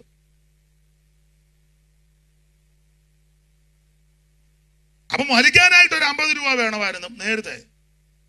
അതങ്ങ് നിർത്തി. അപ്പം 50 ലാഭമായി. 300ന്റെ കൂടെ ഒരു 50 ഒരു ദിവസം വെച്ച് കൂട്ടി. പിന്നെ രക്ഷിക്കപ്പെടുന്നതിന് മുന്നേ പല കേസിന് പോകുമായിരുന്നു. 28 കെട്ടാൻ പോകും, ചരട് മേടിച്ചോണ്ട് അതിനെന്തെങ്കിലും കൊടുക്കണം എടുക്കണം, അങ്ങനെ ചടങ്ങ്, മാമോദീസ, ആണ്ടിയാത്തം, അടിയന്തിരം, പിന്നെ ഓണത്തിന് ഓണം ആഘോഷിക്കാൻ പുതിയ ഡ്രസ്സ്, പിന്നെ ഭക്ഷണം, അത് ഇത് പല കാര്യങ്ങളും. ക്രിസ്തുമസ് ആഘോഷിക്കുക, നക്ഷത്രം മേടിക്കാൻ കാശ്, പിന്നെ നോക്കണം. പണ്ടൊക്കെ മെഴുകുതിരി അതിനകത്ത് കത്തിച്ച് വെക്കുന്നത്, മെഴുകുതിരി ചിരട്ടയ്ക്കകത്ത്, അങ്ങനെ ഇല്ലയോ? ചിരട്ടയ്ക്കകത്ത് ഈറയെല്ലാം കൂടെ കീറി എന്ത് മെനക്കേടാന്നറിയും. അത് നോക്കണം. പിന്നെ അങ്ങനെയുള്ള ഒത്തിരി ചടങ്ങുകൾ, അതിന് പോകണം, ഇതിന് പോകണം, ഇതിനെല്ലാം കാശല്ലേ. അപ്പൊ ഈ രക്ഷിക്കപ്പെട്ട് കഴിയുമ്പോൾ ഇതെല്ലാം അങ്ങ് നിർത്തി. ഓ, നിർത്തിയില്ലല്ലോ, പിന്നെ ഞാൻ നിർത്തിയാന്ന് അങ്ങ് പറയുക. പകല കേസിനകത്ത് ഇപ്പോഴും പോയി അതായി രക്ഷപ്പെടാതിരിക്കുന്നു. ഇതിനകത്ത് വന്നു കഴിയുമ്പോൾ വേർപാട് പാലിക്കും. അറിയാമോ? ആ വേർപാട് പാലിക്കുമ്പോൾ അനാപത്ത് ചെലവുകളെല്ലാം നിൽക്കും. അനാപത്ത് ചെലവുകളെല്ലാം നിൽക്കും. അപ്പൊ കൈ വരുന്നത് ഒന്ന് മാറ്റി വെക്കും. അപ്പൊ അവർ മറ്റവർ നോക്കി നിൽക്കും. അവൻ്റെ വീട് പണി തുടങ്ങി, വീട് ഇത് സായിപ്പ് കൊടുത്തു. സായിപ്പ് അതിലെ പോകുന്നത് കണ്ടിട്ടല്ലാതെ ഏത് സായിപ്പ്? പഴയ പോലെ ആണ് സായിപ്പ്. സായിപ്പ് നമ്മളെക്കാലം എടുക്കാനാ. സായിപ്പ് അവിടുന്ന് ഇതിലെ അടിച്ചു നോക്കി കൃത്യം അറിഞ്ഞാൽ ഇങ്ങോട്ട് വരുന്നത്. ഏത് ഹോട്ടലിലാണ് താമസം, ഹോട്ടലിന്റെ പേര്, എത്ര, ഇന്ന റൂം, അതിന് ഇത്ര രൂപ, അതെല്ലാം ഇന്നടത്ത് കപ്പല് അല്ലെ പ്ലെയിനെ വന്നിറങ്ങി അങ്ങോട്ട് ഇത്ര കിലോമീറ്റർ, അത് ഓട്ടോയ്ക്കാന്ന് ഇത്ര, കാറിനാന്ന് ഇത്ര, അങ്ങനെ എല്ലാം കൃത്യം അറിഞ്ഞാച്ചാ. നമ്മൾ 10 രൂപ കൂടുതലെങ്ങാനും ഓട്ടോക്കാരൻ തരത്തില്ലെന്ന് പറയും. തരത്തില്ലെന്ന് പറയും. മനസ്സിലായോ? അപ്പൊ അതുകൊണ്ട് ഇത് സായിപ്പ് തരുന്നതോ വിദേശക്കാര് തരുന്നതല്ല. നീ രക്ഷിക്കപ്പെട്ട് ദൈവകൃപയെ വന്നു കഴിയുമ്പോൾ അനാപത്ത് ചെലവുകളെല്ലാം നിൽക്കും. അങ്ങനെ നിൽക്കുമ്പോൾ അതെല്ലാം നിനക്ക് ഒരു മുതലാ. ഇതിലെല്ലാം ഉപരി ദൈവസന്നിധിയിലിരിക്കും. അപ്പൊ നീ അറിയാത്ത വഴി ദൈവം തുറക്കും. നിന്റെ കുഞ്ഞുങ്ങൾക്കും ദൈവം നല്ല വിദ്യാഭ്യാസം കൊടുക്കും. ദൈവം വഴി തുറക്കും. അങ്ങനെ ഭൗതികമായിട്ടും മാനസികമായിട്ടും ശാരീരികമായിട്ടും ഉപരി ആത്മീകമായിട്ടും ദൈവം തന്നെ ഉയർത്തും. അങ്ങനെ ഉയർച്ച പ്രാപിച്ചവരായി വിടുതി വന്നിരിക്കുന്നതിൽ സിംഹഭാഗവും ഇന്ന് രാത്രി ദൈവം ഇതിലെ സുവിശേഷം തന്നെ ഉയർത്തുന്നതാ. നിന്റെ അരാജകത്വം എല്ലാം മാറ്റും, സ്ഥിതിക്കെല്ലാം മാറ്റം വരുത്തും. അതുകൊണ്ട് ഈ സുവിശേഷം ഏറ്റെടുക്കുക. സുവിശേഷത്തിൽ വിശ്വസിക്ക്. സുവിശേഷം തന്നെ ഉയർത്തും. ദൈവത്തിന്റെ മകൻ. എനിക്കറിയാത്രയോ ദൈവദാസന്മാർ, ദൈവമക്കൾ സാക്ഷി പറഞ്ഞത് കേട്ടിട്ടുണ്ട്. നിങ്ങൾക്കും ഇതൊക്കെ പറയാനുണ്ട്. എന്റെ ദൈവം എന്നെ ഉയർത്തി. പുസ്തകത്തിലെ വായിക്കും, അവൻ ദരിദ്രനെ കുപ്പയിൽ നിന്ന് ഉയർത്തി. പിന്നെ പ്രഭുക്കന്മാരോടുകൂടെ, തന്റെ ജനത്തിന്റെ പ്രഭുക്കന്മാരോടുകൂടെ ഇരുത്തുന്നവനാ ദൈവം. കുപ്പയിൽ നിന്നും ഉയർത്തി നീ ശ്രേഷ്ഠരാനര. കുപ്പയിൽ നിന്നും ഉയർത്തി നീ ശ്രേഷ്ഠരാനര. ഒപ്പമിരുത്തിയതെന്നയം അത്ഭുതം പരാ. നരർക്കൊപ്പമിരുത്തി എന്നയം അത്ഭുതം പരാ. മനുവേല വന്ദനം മഞ്ഞിലേഖനായി. മനുജാതിക്കായി വന്നതാ ഉന്നതാധിപ. മനുവേല വന്ദനം.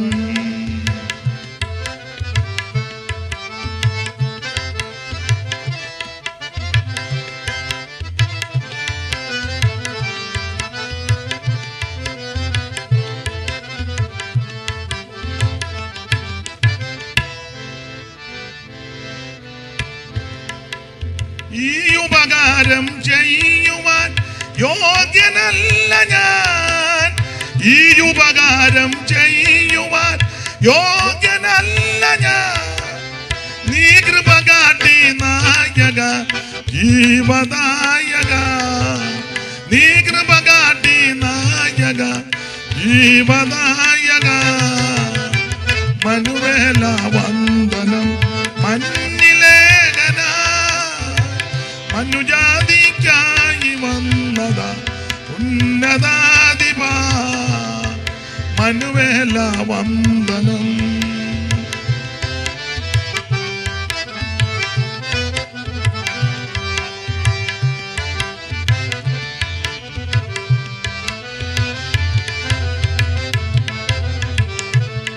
കരമുയർത്തി ദൈവത്തിന് മഹത്വം കൊടുക്കുക.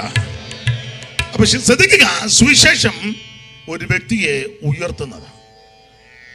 സുവിശേഷത്തെ സ്നേഹിച്ച് സുവിശേഷത്തെ അനുസരിച്ച് അംഗീകരിച്ച് വന്ന ആർക്കും താഴ്ച വരാൻ ദൈവം അനുവദിക്കത്തില്ല. സുവിശേഷം നിന്നെയും നിന്റെ കുടുംബത്തെയും ഉയർത്തും. ഒന്ന്, ഇത് രക്ഷിക്കുന്ന മാർഗം. രണ്ട്, സമാധാനം തരുന്ന മാർഗം. മൂന്ന്, ഇത് മാനുഷികമല്ല. നാല്, ഇത് നിന്നെ ഉയർത്തുന്ന മാർഗം. ദൈവത്തിന് മഹത്വം. അഞ്ച്, സുവിശേഷത്തിന്റെ വിശേഷതയാണ്. അഞ്ച്, ഇത്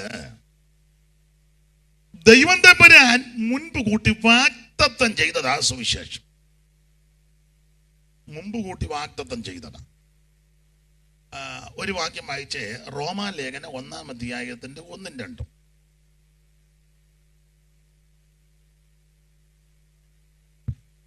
വിശുദ്ധ രേഖകളിൽ തന്റെ പ്രവാചകന്മാർ 1-ാം അധ്യായത്തിന്റെ 1 മുതൽ വായിച്ചു. ദൈവം തന്റെ പുത്രനും കർത്താവുമായ യേശുക്രിസ്തുവിനെ കുറിച്ച് വിശുദ്ധ രേഖകളിൽ തന്റെ പ്രവാചകന്മാർ മുഖാന്തരം മുമ്പ് കൂട്ടി വാഗ്ദത്തം ചെയ്ത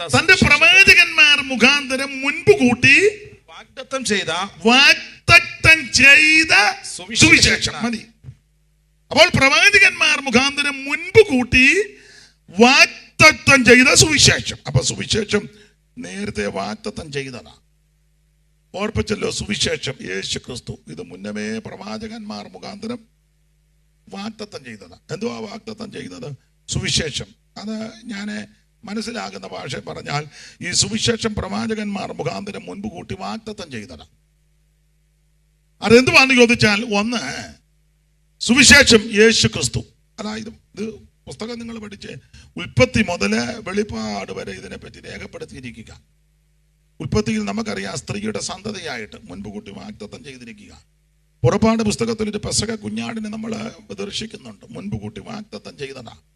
ലേവ്യ പുസ്തകത്തിൽ 2 ആടിനെ കാണുന്നുണ്ടല്ലോ, അതിലൊന്ന് അസസ്സേലിനെ ചീട്ട് വീണ ആടാ. ഇത് മുൻപ് കൂട്ടി വാഗ്ദത്തം ചെയ്തതാ. സംഖ്യാ പുസ്തകത്തിൽ അടിക്കപ്പെട്ട ഒരു പാറയുണ്ട്, സ്തോത്രം. ആ പാറ ക്രിസ്തു, അതായത് മുൻകൂട്ടി വാഗ്ദത്തം ചെയ്തതാ. ആവർത്തന പുസ്തകത്തിൽ മോശയെ പോലെ നിന്നെ പോലെ ഒരു പ്രവാചകനെ അയക്കും, സ്തോത്രം. ഇത് മുൻപ് കൂട്ടി വാഗ്ദത്തം ചെയ്തതാ. യോശുവയുടെ പുസ്തകത്തിൽ നല്ലൊരു സൈന്യാധിപനെ കാണുന്നുണ്ട്. അങ്ങനെ ഓരോ പുസ്തകവും നിങ്ങൾ അങ്ങോട്ട് പഠിച്ചാൽ ഇത് ദൈവം തമ്പുരാൻ മുൻപ് കൂട്ടി വാഗ്ദത്തം ചെയ്തതാ സുവിശേഷം. ആ സുവിശേഷം യേശു ക്രിസ്തു. എന്തുവാ? പ്രവാചകന്മാർ മുഖാന്തരം. എങ്ങനെ? ആദ്യം പ്രവചിച്ച ഒരാളുണ്ട്, വായിച്ച യൂദാ 14. ഇത് മുൻപ് കൂട്ടി വാഗ്ദത്തം ചെയ്തതാ. ആദ്യം ഈ കാര്യം പ്രവചിച്ച ഒരു പ്രവാചകന് യൂദാ 14. ആദാം മുതൽ ഏഴാമനായ ഹാനോക്ക് ഇവരെ കുറിച്ച് കർത്താവ് എല്ലാവരെയും വിധിപ്പാനും അവർ അപകൃതിയോടെ ചെയ്ത ഭക്തിവിരുദ്ധമായ സകല പ്രവൃത്തികളും നിമിത്തവും ഭക്തികെട്ട പാപികൾ തന്റെ നേരെ പറഞ്ഞ സകല നിഷ്ഠൂരങ്ങളും നിമിത്തവും ഭക്തികെട്ടേക്കരെയും ബോധം വരുത്തുവാൻ ആയിരം വിശുദ്ധന്മാരോട് കൂടെ വന്നിരിക്കുന്നു എന്ന് പ്രവചിച്ചു. 1000 വിശുദ്ധന്മാരുടെ കൂടെ വന്നിരിക്കുന്നുവെന്ന് എന്തോ പ്രവചിച്ചു. അവർ അല്ലെന്ന് എന്തുവാ പ്രവചിച്ചത്? ഇതാ കർത്താവ് വരുന്നെന്ന്. അപ്പൊ ഇത് മുൻപ് കൂട്ടി വാഗ്ദത്തം ചെയ്തതാ. ഇതാരാ പ്രവചിച്ചത്? ഹാനോക്ക് എവിടാ കാണുന്നത്? ഉൽപ്പത്തി 5. അപ്പൊ യേശുക്രിസ്തുവിന്റെ വരവിനെ പറ്റി ഹാനോക്ക് പ്രവചിച്ചു, മുൻപ് കൂട്ടി വാഗ്ദത്തം ചെയ്തതാ. ഹാനോക്ക് പ്രവചിച്ചത് കൊണ്ട് എന്തുവാ പ്രവചിച്ചത്? ഇതാ കർത്താവ് എല്ലാവരെയും വിധിപ്പാനും അവർ അപകൃതിയോടെ ചെയ്ത ഭക്തിവിരുദ്ധമായ സകല പ്രവൃത്തികളും നിമിത്തവും ഭക്തികെട്ട പാപികൾ തന്റെ നേരെ പറഞ്ഞാൽ നിഷ്ഠൂരങ്ങൾ നിമിത്തവും ഭക്തികെട്ടവരെയൊക്കെയും ബോധം വരുത്താൻ 1000 വിശുദ്ധന്മാരോട് കൂടെ. അപ്പൊ ഇത് ഏത് വരവാന്ന് ചോദിച്ചാൽ യേശുക്രിസ്തുവിന്റെ 2ാം വരവിന്റെ 2ാം ഘട്ടമാണ്. 2ാം വരവിന്റെ 2ാം ഘട്ടം. 1ാമത്തെ വരവുണ്ട്. അതെന്തിനാന്ന് ചോദിച്ചാൽ മനുഷ്യന്റെ പാപം ക്ഷമിക്കാൻ, പാപപരിഹാരത്തിന് വേണ്ടി ജീവനെ തരാൻ വന്നതാ. 10ാം അധ്യായത്തിന്റെ 9ാം അധ്യായത്തിന്റെ 26 വായിച്ച്. എബ്രായ ലേഖനം 9:26 പെട്ടെന്ന് വായിച്ചു. 9:26 പെട്ടെന്ന് വായിച്ചു.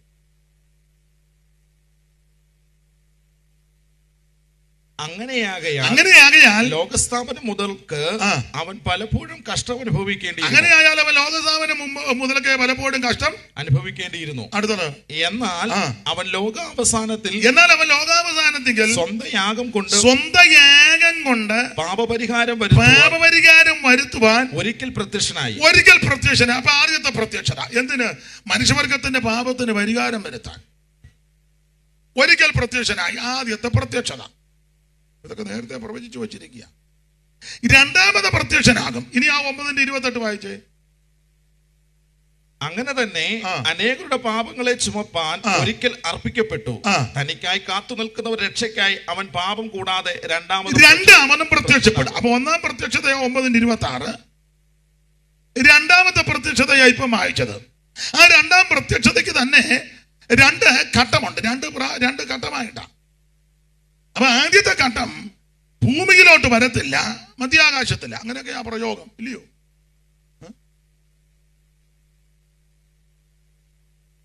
വായിക്കും. തെസ്സലോനിക്കർക്ക് എഴുതിയ 1ാം ലേഖനം 4ാം അധ്യായത്തിന്റെ 13 മുതൽ വായിച്ചു. പെട്ടെന്ന് വായിച്ചു. അറിവുള്ള വാക്യമെങ്കിലും അങ്ങ് വായിച്ചു. സഹോദരന്മാരെ, നാം പ്രത്യാശയില്ലാത്ത മറ്റുള്ളവരെ പോലെ ദുഃഖിക്കാതിരിക്കേണ്ടതിന് നിദ്ര കൊള്ളുന്നവരെ കുറിച്ച് അറിവില്ലാതിരിക്കുന്ന ആഗ്രഹിക്കുന്നു. യേശു മരിക്കുകയും ജീവിച്ചെഴുന്നേൽക്കുകയും ചെയ്യുന്ന വിശ്വസിക്കുന്നു. അങ്ങനെ തന്നെ ദൈവം നിദ്ര കൊണ്ടുവരെ യേശു മുഖാന്തരം അവനോട് കൂടെ വരുത്തും. കർത്താവിന്റെ പ്രത്യക്ഷത വരെ ജീവനോടിരിക്കുന്നവൻ അവർക്ക് മുമ്പാകില്ല എന്ന്. ക്രിസ്തുവിൽ മരിച്ചവർ മുമ്പേ ഉയർത്തെഴുന്നേൽക്കുകയും ചെയ്യും. അത് എനിക്കട്ടെ, അവരെ ഉയർപ്പിക്കുന്നതിന് മുന്നേ വേറെ ചില കാര്യമുണ്ട്. 16 മുതൽ ഇനി സമയം പോകുന്നു. കർത്താവ് താൻ ഗംഭീരനാദത്തോടും പ്രധാന ദൂതന്റെ ശബ്ദത്തോടും ദൈവത്തിന്റെ കാഹളത്തോടും കൂടെ സ്വർഗത്തിൽ നിന്ന് ഇറങ്ങി വരികയും ക്രിസ്തുവിൽ മരിച്ചവർ മുമ്പേ ഉയർത്തെഴുന്നേൽക്കുകയും ചെയ്യും. പിന്നെ ജീവനോടെ ശേഷിക്കുന്ന നാം അവരോട് ഒരുമിച്ച് ആകാശത്തിൽ കർത്താവിനെ എതിരേൽപ്പാൻ മേഘങ്ങൾ എടുക്കപ്പെടും. നമ്മൾ അങ്ങോട്ട് ചെല്ലുക. അപ്പൊ യേശു ഭൂമിയിലോട്ട് വരുന്നില്ല. താഴെ വന്ന് കാല് കുത്തി വെച്ച് എല്ലാത്തിനും കൊണ്ട് എടുത്തോണ്ട് പോവുമല്ല, അവിടെ വരും. ഒരു താല്പര്യമല്ല പുള്ളി വരികയോ പോവുകയോ ചെയ്യും. കേട്ടുന്ന അങ്ങോട്ട് വരുമ്പോഴോ ആ പുള്ളിക്ക് എപ്പോൾ എവിടെയും വരിക.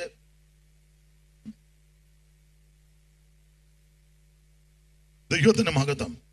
ഭൂമിയിലോട്ട് വരത്തില്ല, മേഘങ്ങളിൽ പ്രത്യക്ഷനാകും. അപ്പൊ കാഹളം ധ്വനിക്കും. ക്രിസ്തുവിൽ മരിച്ച വിശുദ്ധന്മാരെ ആദ്യം ഉയർക്കും. അവർക്ക് മുൻഗണനയുണ്ട്. അതല്ലേ നമ്മളൊരു പാട്ട് പാടുകല്ലേ, മുൻപേ. പോകാനൊന്നും താല്പര്യമില്ല, എന്നാലും അങ്ങ് പാടുക. പിന്നെ അടുത്തിരിക്കുന്ന പുള്ളിയെ നോക്കിക്കൊണ്ടായിരിക്കും. മുൻപേ പുള്ളി പൊക്കോട്ടെന്ന് നമ്മൾ പോകുന്ന കാര്യമൊന്നും. എന്നാലും ഒന്ന് പാടിക്കോ, ഓങ്ങിയതല്ലേ. മുൻപേ പോയിടും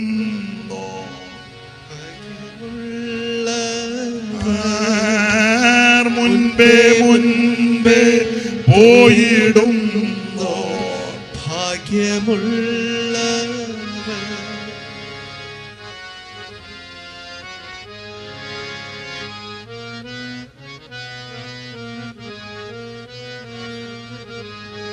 എന്തോ എല്ലാരും വിട്ടേച്ച് പാടാതിരിക്കുന്നത്. മുൻപേ പോയിടുന്നവർ ഭാഗ്യമുള്ള. ഇവര് മിണ്ടുന്നില്ല, എല്ലാരും പൊക്കോട്ടെന്നായിരിക്കും.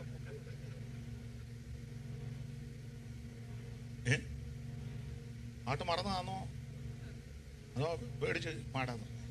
മുൻപേ പോയിടുന്നവർ പൊക്കോളാൻ അവര് മുൻപേ പോയിടുന്നോർ ഭാഗ്യമുള്ളവർ. മുൻപേ പോയിടുന്നോർ ഭാഗ്യമുള്ളവർ.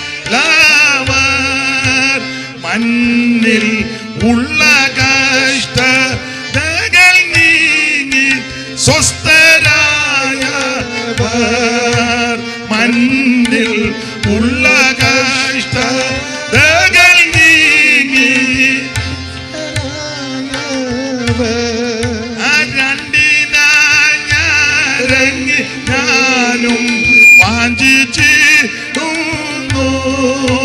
രണ്ടിനാ ഞാരങ്ങി ഞാനും പാട.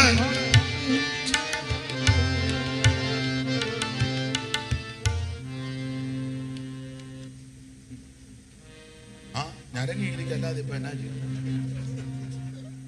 രണ്ടിനാല് ഞരങ്ങ് അറിയാനും മേല പുള്ളി തൊട്ട് പാടുന്നു. ഇതാ രണ്ടിനാലിപ്പൊ ഞരങ്ങുന്നു. പാട്ടോട്ട് അറിയത്തുമില്ല പുള്ളി തൊട്ട്. അതാ രണ്ടിനാൽ അങ്ങനെ ഞരങ്ങ്. മതി, ഇത് മതി. അപ്പോൾ യേശുക്രിസ്തുവിന്റെ ആദ്യത്തെ പ്രത്യക്ഷത മനുഷ്യവർഗത്തിന്റെ പാപം പരിഹരിക്കാനാ. പരിഹരിച്ചു, നിവൃത്തിയായെന്നും പറഞ്ഞാ പോയത്. ഒന്നും ബാക്കി വെച്ചിട്ടില്ല. എന്നിട്ട് ഇനിയും വീണ്ടും വരും. എന്തിന്?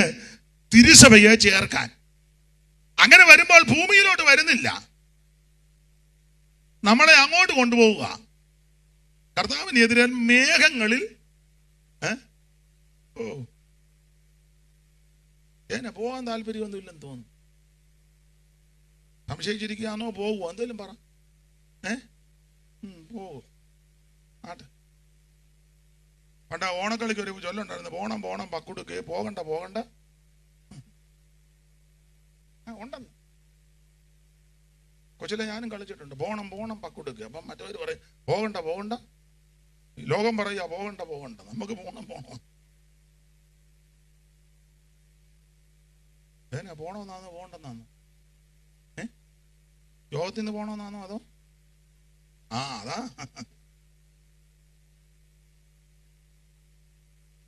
അധർമ്മമൂർത്തിയായി വരും അന്തിക്രിസ്തുവിനായി. അധർമ്മമൂർത്തിയായി വരും അന്തിക്രിസ്തുവിനായി. വഴി ഒരുക്കും നിസങ്ങൾ ഭൂവിൽ, വഴിയൊരുക്കും നിസങ്ങൾ. എൻ പ്രിയനെ എന്തിനെ താമസമോ? എന്നുള്ളതിൽ ആശ നിൻ മുഖം കാണാൻ. എന്നുള്ളതിൽ ആശ നിൻ മുഖം കാണാൻ.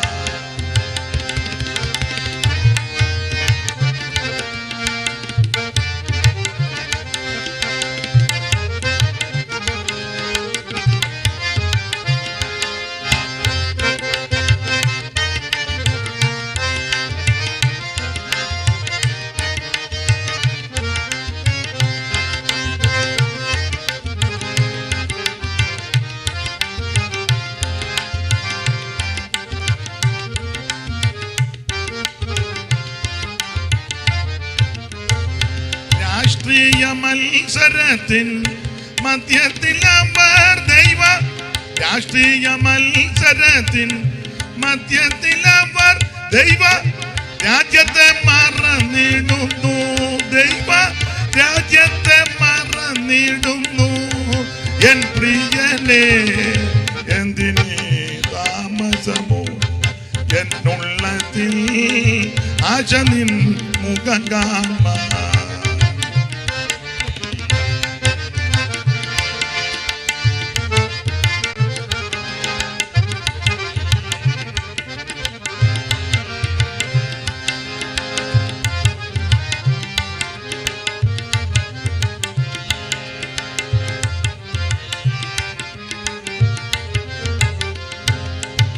അപ്പൊ ശ്രദ്ധിക്കുക, സുവിശേഷം മുൻപ് കൂട്ടി വാഗ്ദത്തം ചെയ്തതാണ്. അപ്പൊ ഹാനോക്ക് ഇത് പറയുക, എല്ലാവരും വിധിപ്പാൻ യേശു വീണ്ടും വരുന്നു. ആ വരവ് രണ്ടാം വരവിന് രണ്ട് ഘട്ടമാണ്. ആദ്യത്തെ ഘട്ടം ആ മേഘത്തിൽ പ്രത്യക്ഷപ്പെടും, ഭൂമിയിലോട്ട് വരത്തില്ല, നമ്മളെ അങ്ങോട്ട് കൊണ്ടുപോകും. അവിടെ കൊണ്ടുപോയി ന്യായവതി എല്ലാം കഴിഞ്ഞ് പ്രതിഫലമൊക്കെ തന്ന് ഒരു പ്രയോഗമാ കുഞ്ഞാടിന്റെ കല്യാണമെന്ന്. അതൊക്കെ കഴിഞ്ഞ് മണിയറവാസം എന്നൊക്കെ ചിലർ പറയുന്നു. ഒരു പാട്ട് വെക്കോണ്ട് മണിയറ, ഒരു പാട്ടില്ല.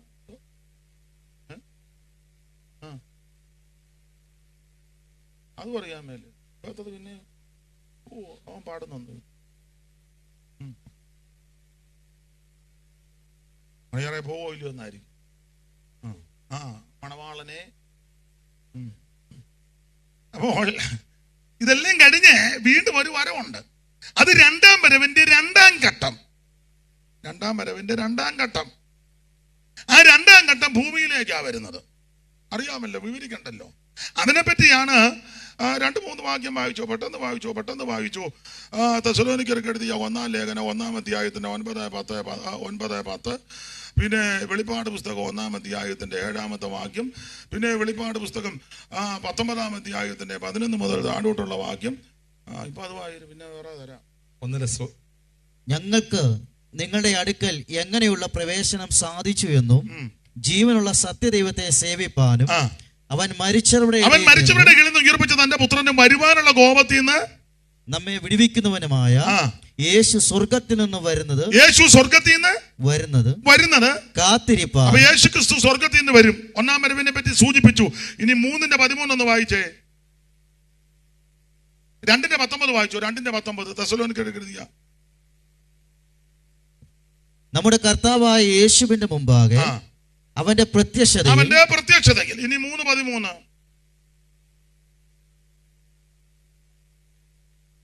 ഇങ്ങനെ നമ്മുടെ കർത്താവായ യേശു തന്റെ സകല വിശുദ്ധന്മാരുമായി വരുന്ന പ്രത്യക്ഷതയിൽ നമ്മുടെ ദൈവവും പിതാവും സകല വിശുദ്ധന്മാരുമായിട്ട് മേളിൽ നിന്ന് വരുന്ന പ്രത്യക്ഷത. ഇതിനെപ്പറ്റി ആ വെളിപ്പാട് പുസ്തകം 1-ാം അധ്യായത്തിന്റെ 7-ാം വാക്യം വായിച്ചോ. വെളിപ്പാട് 1:7.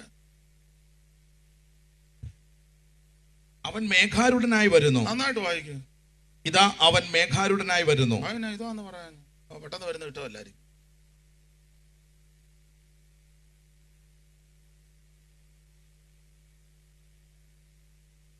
ഇത് അവൻ സ്തോത്രം മേഘത്തെ ഉടുത്തോണ്ട് വരുന്നതൊക്കെയാ പറയുന്നത്. എന്ന് പറഞ്ഞാൽ മേഘം ഉടുത്തെന്നല്ല, വിശുദ്ധന്മാരുമായിട്ട് അവിടെ ഇങ്ങോട്ട് വരുന്നത്. ആ വരവിനെ പറ്റി വെളിപ്പാട് 19:11 വായിച്ച് അതിന്റെ ഒരു രൂപരേഖ അവിടെ തന്നിട്ടുണ്ട്. വെളിപ്പാട് 19:11. അനന്തരം സ്വർഗം തുറന്നിരിക്കുന്നത് ഞാൻ കണ്ടു. അടുത്തത് ഒരു വെള്ളക്കുതിര. ഒരു വെള്ളക്കുതിര പ്രത്യക്ഷമായി. വെള്ളക്കുതിര മോടിച്ചോണ്ട് പോയെന്നല്ല.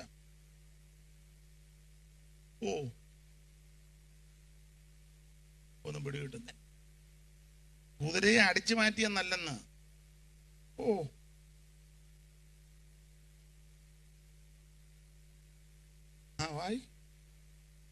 ഒരു വെള്ളക്കുതിര പ്രത്യക്ഷമായി. പിന്നെ അതിന്മേൽ ഇരിക്കുന്നവന് വിശ്വസ്തനും സത്യവാനും എന്ന പേർ. അതിൽ ഒരുത്തനിരിക്കുക കുതിരയുടെ പുറത്ത്, വിശ്വസ്തനും സത്യവാനും എന്ന പേര്. അടുത്തത് അവൻ നീതിയോടെ വിധിക്കുകയും പോരാടുകയും ചെയ്യുന്നു. അവന്റെ കണ്ണ് അഗ്നിജ്വാല. ഇപ്പൊ ഇത് ആരാന്നുള്ള സംശയമാ. കുതിരപ്പുറത്തിരിക്കുന്നവൻ ആരാ? നിങ്ങൾ ഉദ്ദേശിച്ച ആളൊന്നും അല്ല. വായിര്. അവന്റെ കണ്ണ് അഗ്നിജ്വാല, തലയിൽ അനേകം രാജമുടികൾ, എഴുതിയിട്ടുള്ള ഒരു നാമവും അവനുണ്ട്. അത് അവനല്ലാതെ ആർക്കും അറിഞ്ഞുകൂടാ. അടുത്തത് അവൻ രക്തം തളിച്ച ഉടുപ്പ് ധരിച്ചിരിക്കുന്നു. അവന് ദൈവവചനം എന്ന് പേർ പറയുന്നു. തിരിഞ്ഞല്ലോ ആരാന്ന്. അവന് ദൈവവചനമെന്ന് ആദിയിൽ വചനമുണ്ടായിരുന്നു, വചനം ദൈവത്തോടു കൂടിയായിരുന്നു, ആ വചനം ദൈവം, വചനം ജഡമായി തീർന്നവൻ. ചുരുക്കി പറഞ്ഞാൽ യേശു ക്രിസ്തു. ഇനി അടുത്ത വാക്യം. സ്വർഗത്തിലെ സൈന്യം നിർമ്മലവും ശുഭ്രവുമായ വിശേഷ വസ്ത്രം ധരിച്ച്. വിശേഷ വസ്ത്രം ആർക്കാ കൊടുത്തു? അവൾക്ക് വിശേഷ വസ്ത്രം ധരിപ്പാൻ 19 അങ്ങനല്ലേ? ആർക്കാ കൊടുത്തു?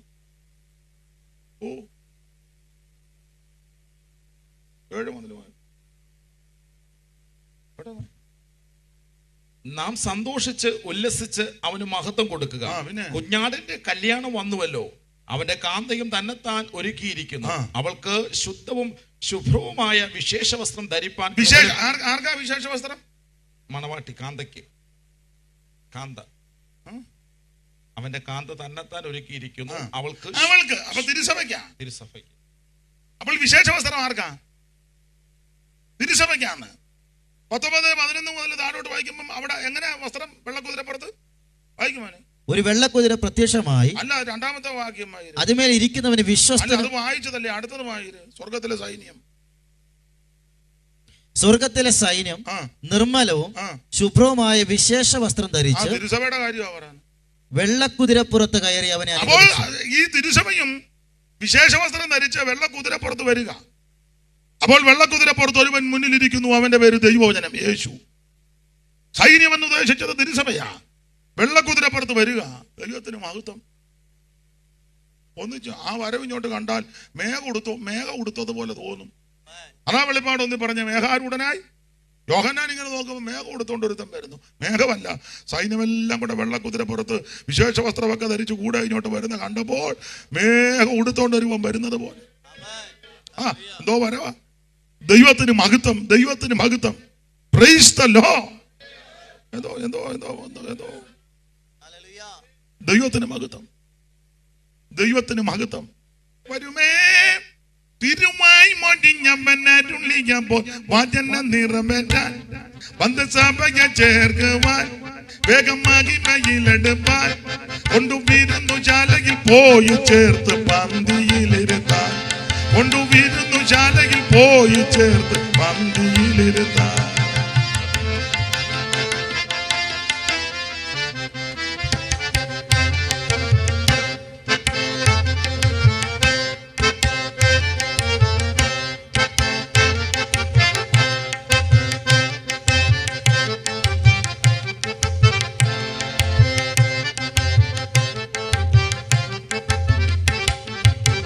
സ്വർഗീയ നാടെന്ന് കാണാം എന്റെ വീട്ടിലെന്നതാ.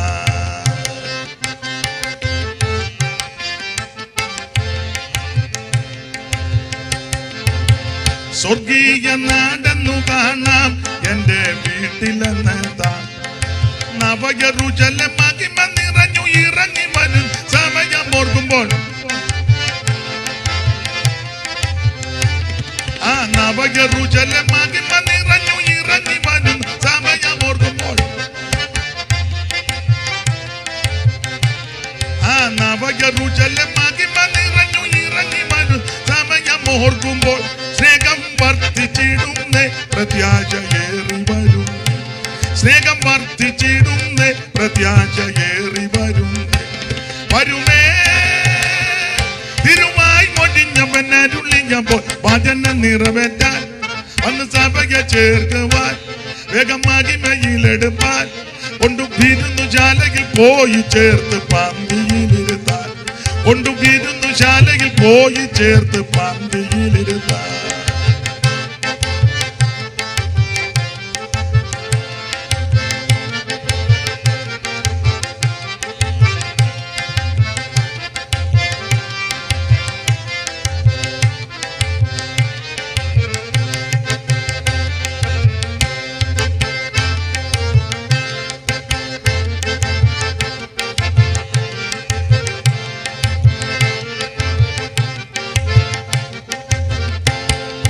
ലോകമാകെ ഇളകുന്നേ, രാജ്യം ഞെട്ടി പിറക്കുന്നേ.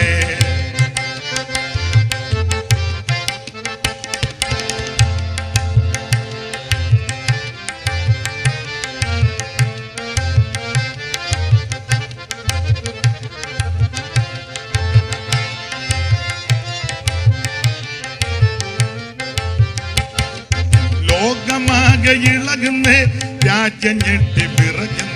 വിശുദ്ധ ഗണങ്ങൾ നോട്ടി നേരം തന്നിൽ ഉയർത്തു മണ്ണിൽ നിന്ന് ഉയരെ പോകും. വിശുദ്ധ ഗണങ്ങൾ നോട്ടി നേരം തന്നെ ഉയർത്തു മണ്ണിൽ നിന്ന് ഉയരെ പോകും. ഓർത്തു ധ്യാനിക്കും തോറും എന്നാശയേറി വരും, ഓർത്തു ധ്യാനിക്കും തോറും എന്നാശയേറി വരും. വരുമേ തിരുവായി മൊഴിഞ്ഞവനരുളിഞ്ഞപ്പോൾ വചന നിറവേറ്റാൻ വന്നു സഭയെ ചേർക്കുവാൻ വേഗമാകി മയിലെടുപ്പാൻ കൊണ്ടുവരുന്നു ശാലയിൽ പോയി ചേർത്ത് പന്തിയിലിരുത്താൻ, കൊണ്ടുവരുന്നു ശാലയിൽ പോയി ചേർത്ത് പന്തിയിലിരുത്താൻ, കൊണ്ടുവരുന്നു ശാലയിൽ പോയി ചേർത്ത് പന്തിയിലിരുത്താൻ, കൊണ്ടുവരുന്നു ശാലയിൽ ചേർത്ത് പന്തിയിലിരുത്താൻ, കൊണ്ടുവരുന്നു ശാലയിൽ പോയി ചേർത്ത് പന്തിയിലിരുത്താൻ. കരമുയർത്തി ദൈവത്തെ മഹത്വപ്പെടുത്തി. അപ്പൊ ഈ സുവിശേഷം മുൻപ് കൂട്ടി വാഗ്ദത്തം ചെയ്തതാണ്. എങ്ങനെ? പ്രവാചകന്മാർ മുഖാന്തരം. ഇത് അടുത്ത കാലത്ത് കണ്ടുപിടിച്ചതൊന്നുമല്ല, ഇത് നേരത്തെ വാഗ്ദത്തം ചെയ്ത് വെച്ചതാണ്. എന്തുവാ സുവിശേഷം? യേശു ക്രിസ്തു ഇത് നേരത്തെ വാഗ്ദത്തം ചെയ്തത്. അതിലേ ഇപ്പൊ കേട്ടത് രണ്ടാം വരവിന്റെ രണ്ടാം ഘട്ടം ആദ്യം പ്രവചിച്ചത് ഹാനോക്ക്. ഒന്നാം വരവിനെ പോലും ആരും പറഞ്ഞില്ല. ഒന്നാം വരവിനെ പറ്റി പോലും ആ കാലത്ത് ആരും പറയാതിരുന്നപ്പോൾ ദൈവത്തോട് കൂടെ നടന്ന ഹാനോക്ക് രണ്ടാം വരവിന്റെ രണ്ടാം ഘട്ടം പ്രവചിച്ചു. മുൻപ് കൂട്ടി വാഗ്ദത്തം ചെയ്തതാണ്. മാത്രമാണോ യേശു ക്രിസ്തു എവിടെ ജനിക്കുമെന്നും ഒക്കെ നേരത്തെ പ്രവാചകനെ കൊണ്ട് പറയിപ്പിച്ചു. അല്ലാതെ ജനിച്ചു കഴിഞ്ഞാൽ ഇന്നോടത്ത് ജനിച്ചു കേട്ടോ, എല്ലാവരും അറിഞ്ഞോണേ. എവിടാ ജനിച്ചു? ഇന്നോടത്ത്. ഓ, അവിടാണോ ജനിച്ചു? ആ കൊള്ളാം, നല്ല സ്ഥലവാ. ജനിച്ചു കഴിഞ്ഞല്ല ഇത് പറഞ്ഞത്. എന്തുവാ രണ്ടുപേരും പറഞ്ഞു? അത്രയും ദൂരെ വരുന്നോണ്ടായിരിക്കും. എവിടെ ജനിക്കുമെന്ന് നേരത്തെ എവിടാ ജനിക്കുന്നത്? വായിച്ചേ, മീഖ 5:2 പെട്ടെന്ന് വായിച്ചു. മീഖ 5:2 പെട്ടെന്ന് വായിച്ചു.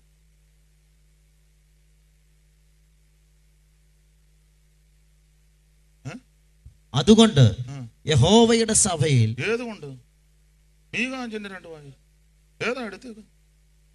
മീഖ ഒന്നും ആയിരിക്കുകയല്ല. നീയോ ബേത്ലഹേമേ എഫ്രാത്തേ, നീ യഹൂദ സഹസ്രങ്ങളിൽ ചെറുതായിരുന്നാലും ഇസ്രായേലിന് അധിപതിയാകേണ്ടവൻ എനിക്ക് നിന്നിൽ ഉത്ഭവിച്ചു വരും. മൈക്കിന്റെ കുഴപ്പമാണോ വായനയുടെ കുഴപ്പമാണ്?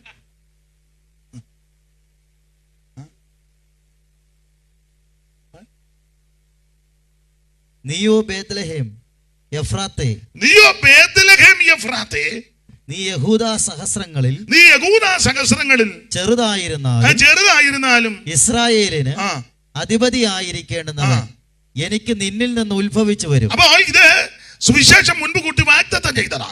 എന്തുവാ വാഗ്ദത്തം? ഈ സുവിശേഷം ഏതാ? യേശു ക്രിസ്തു എവിടെ ജനിക്കുമെന്ന് ജനിക്കുന്നതിന് നൂറ്റാണ്ടുകൾക്ക് മുമ്പ് പ്രവചിച്ചു. അല്ല, തോന്നിയപ്പം ഒരു സ്ഥലത്ത് വന്നങ്ങ് ജനിച്ചതല്ല. നമ്മളൊക്കെ ജനിക്കുന്നതിന് മുന്നേ ആരാ ഏത് അങ്ങനെ നോക്കുന്നവരുണ്ടല്ലോ. ഇന്നടുത്ത് ഇന്ന ആള് ജനിക്കുമെന്ന് ആരെഴുതി വെച്ചു? എഴുതി കഴിഞ്ഞ് ജനിച്ചു കഴിഞ്ഞ് എഴുതും. ജനിക്കുന്നതിന് നൂറ്റാണ്ടുകൾക്ക് മുമ്പ് ആരെങ്കിലും എഴുതി വെച്ചിട്ടുണ്ടോ? ഇന്ന വീട്ടിൽ ഇന്ന സ്ഥലത്ത് ഇന്ന ആള് ജനിക്കും. ചിലപ്പോ ഊഹാഭോഗം പറയും. ഇത്ര നൂറ്റാണ്ട് കഴിയുമ്പോൾ ഒരാള് ജനിക്കും. അത് ഇന്നടുത്ത് ജനിക്കുമെന്നൊന്നും എഴുതിയിട്ടില്ല, പറയത്തുമില്ല. പക്ഷെ അത് കൃത്യമായി പറഞ്ഞത് യേശുവിനെ പറ്റിയാ. സ്തോത്രം. അത് ജനിക്കുന്നതിന് മുമ്പാ പറഞ്ഞേ, ജനിച്ചു കഴിഞ്ഞല്ല. നീയോ ബേത്ലഹേം എഫ്രാത്തേ, നീ യഹൂദ സഹസ്രങ്ങളിൽ ചെറുതായിരുന്നാലും ഇസ്രായേലിന് അധിപതിയായിരിക്കണം.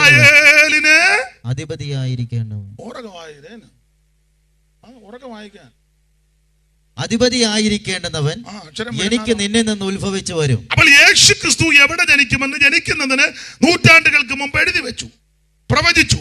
സൂക്ഷം അവിടെ തന്നെ യേശു ജനിച്ച്. അല്ലാതെ പറഞ്ഞത് ഒരു തലത്തും ജനിച്ചത് വേറൊരു തലത്തും അല്ല. രണ്ടും ഒക്കാഴിയല്ല, കൃത്യം ഒത്തെന്നുള്ളതാ. അവിടെ തന്നെ യേശു ജനിച്ചു. വിവരിക്കുന്നില്ല, അധികം വിവരിക്കുന്നില്ല. എങ്ങനെ ജനിക്കുമെന്നും പ്രവചിച്ചു. കന്യകാസൂനുമായി 7:14 യെശയ്യാവ് പെട്ടെന്ന് വായിച്ചു.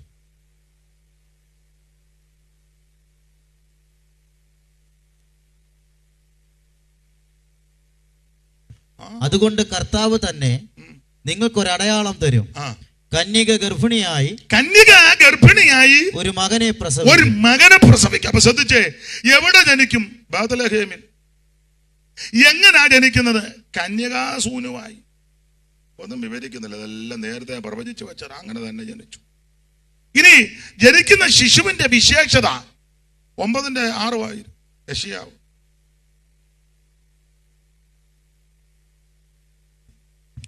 നമുക്കൊരു മകൻ നൽകപ്പെട്ടിരിക്കുന്നു, നമുക്കൊരു ശിശു ജനിച്ചിരിക്കുന്നു, നമുക്കൊരു മകൻ നൽകപ്പെട്ടിരിക്കുന്നു, നമുക്ക് ഒരു മകൻ നൽകപ്പെട്ടിരിക്കുന്നു. ആധിപത്യം അവന്റെ തോളിൽ ഇരിക്കും. വായിച്ചോ. അവൻ അത്ഭുത മന്ത്രി, വീരനാം ദൈവം, നിത്യപിതാവ്, സമാധാന പ്രഭു എന്ന് പേർ വിളിക്കപ്പെടും. അപ്പൊ ഈ ശിശുവിന്റെ വിശേഷത എല്ലാം വിവരിക്കുന്നില്ല, അറിയാമല്ലോ.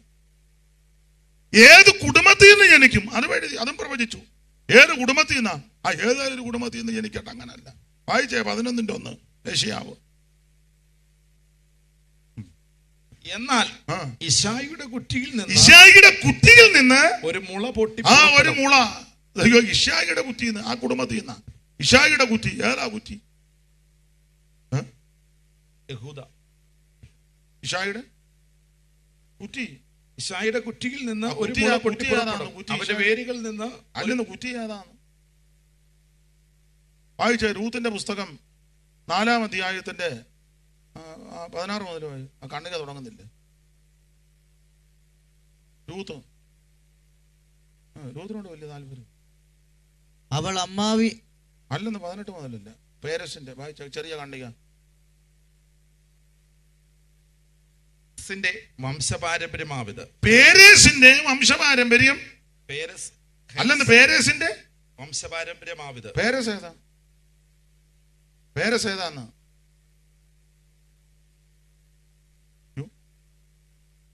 മോനെ അവൻ കണ്ടുമില്ലെന്നോ?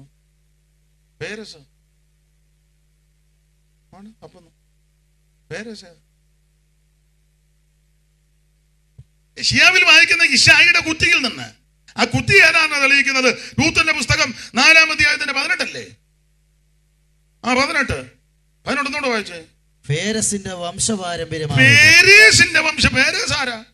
അയ്യോ, പേരേസ് യഹൂദയ്ക്ക് താമാർ ജനിച്ച കുട്ടിയാ പേരേസ്, ഇല്ലയോ? ഓ ആന്ന്. ഉൽപ്പത്തി 38 അമ്മായിയപ്പനാകുന്ന യഹൂദയ്ക്ക് മരുമകളാകുന്ന താമാറിൽ കൂടി ജനിച്ച 2 പിള്ളേരാ, പേരേസും സേരകം. വായിച്ച്. അവൾ ആദ്യജാതനെ പ്രസവിച്ചു. അങ്ങനെ എഴുതിയേക്കുന്ന 38-ാം അധ്യായത്തിന്റെ ഒടുവിലുണ്ട്. വായിര്. അപ്പോൾ അവന്റെ സഹോദരൻ പുറത്തു വന്നു.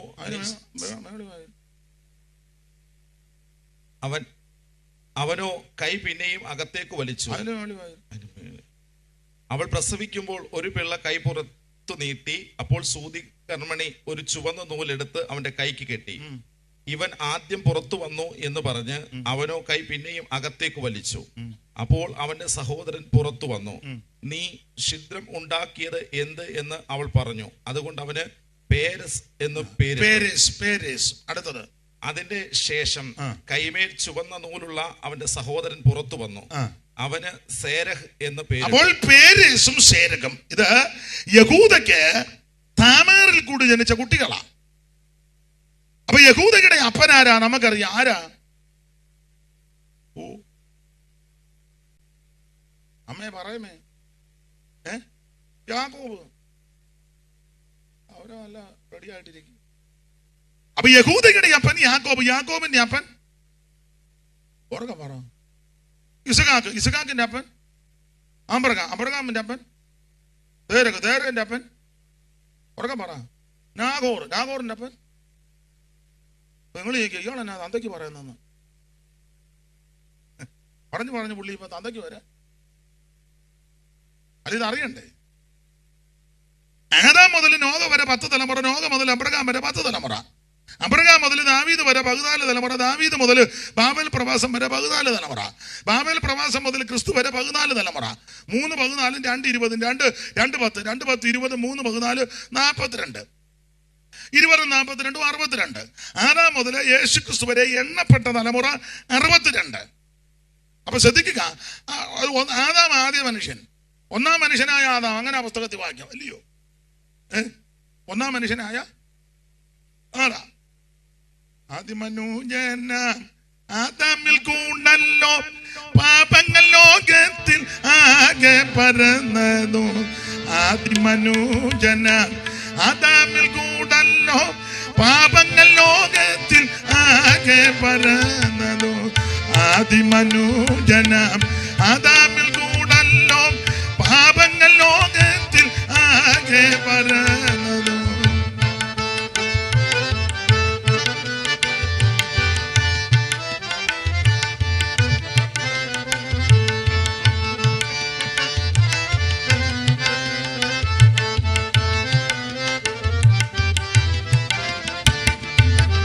ആദിമനുജന ആദാമിൽ കൂടല്ലോ പാപങ്ങൾ ലോകത്തിൽ ആകെ പരന്നതു.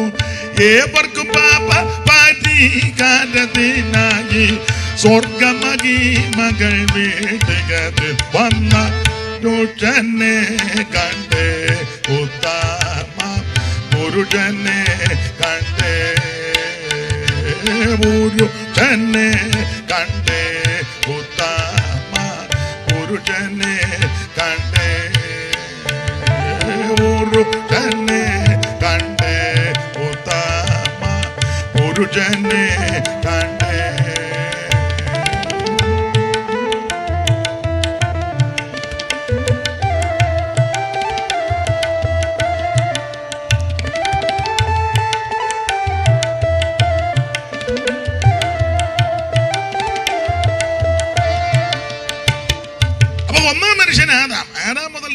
10 തലമുറയാ.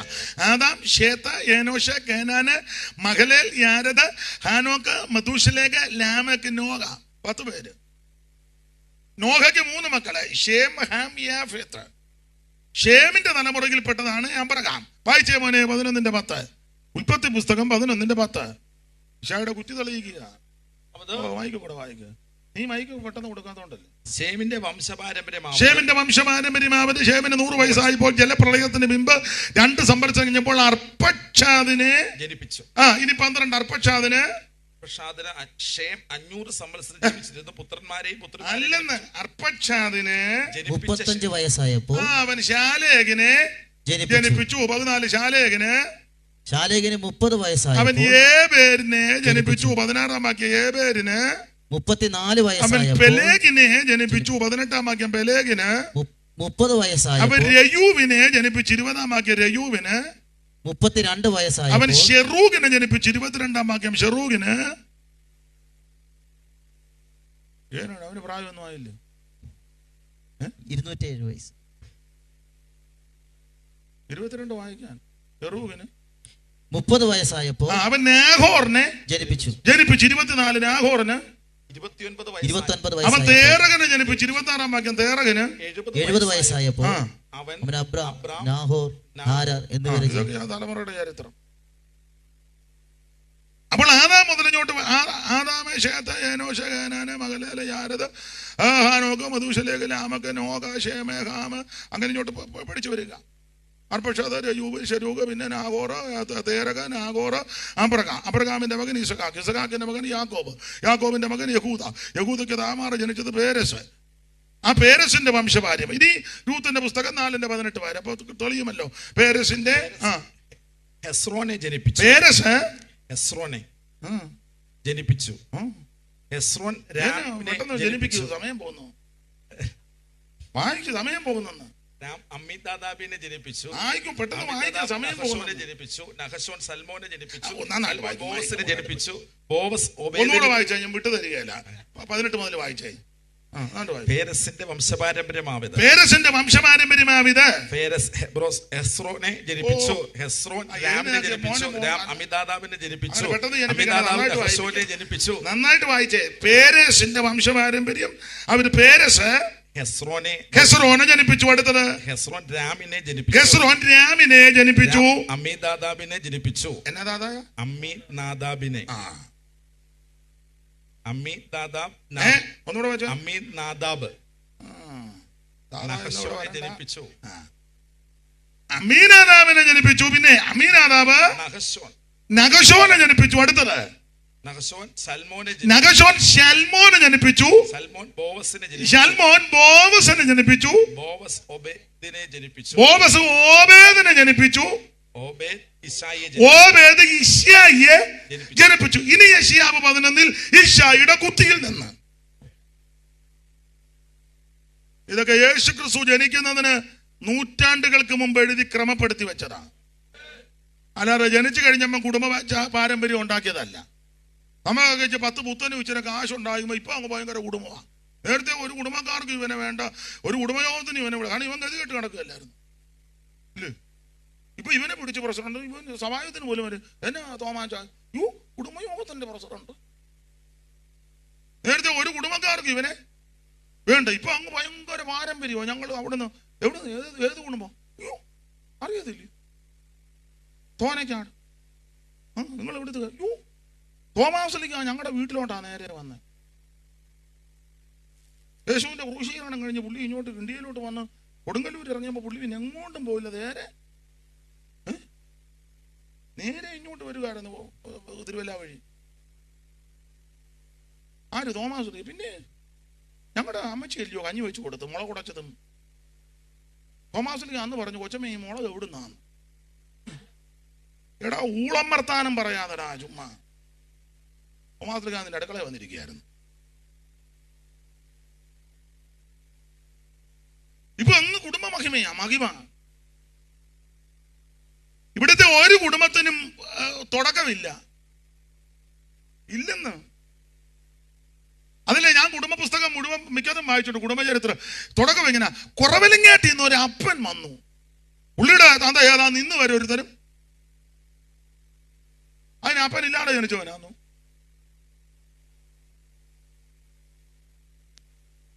എന്നാൽ നിങ്ങൾ കൃത്യമൊരു ചരിത്രമാണ് ഞാൻ പറഞ്ഞത്, യേശു ക്രിസ്തുവിന്റെ കുടുംബ ചരിത്രം. ഇവിടുത്തെ സകല കുടുംബത്തിന്റെ ചരിത്രം നിങ്ങൾ പുസ്തകം പഠിച്ചോ, നോക്കിക്കോ. എല്ലായിടത്തും ഇങ്ങനെ കുറവിലങ്ങാട്ടിന്ന് ഒരു അപ്പച്ചൻ,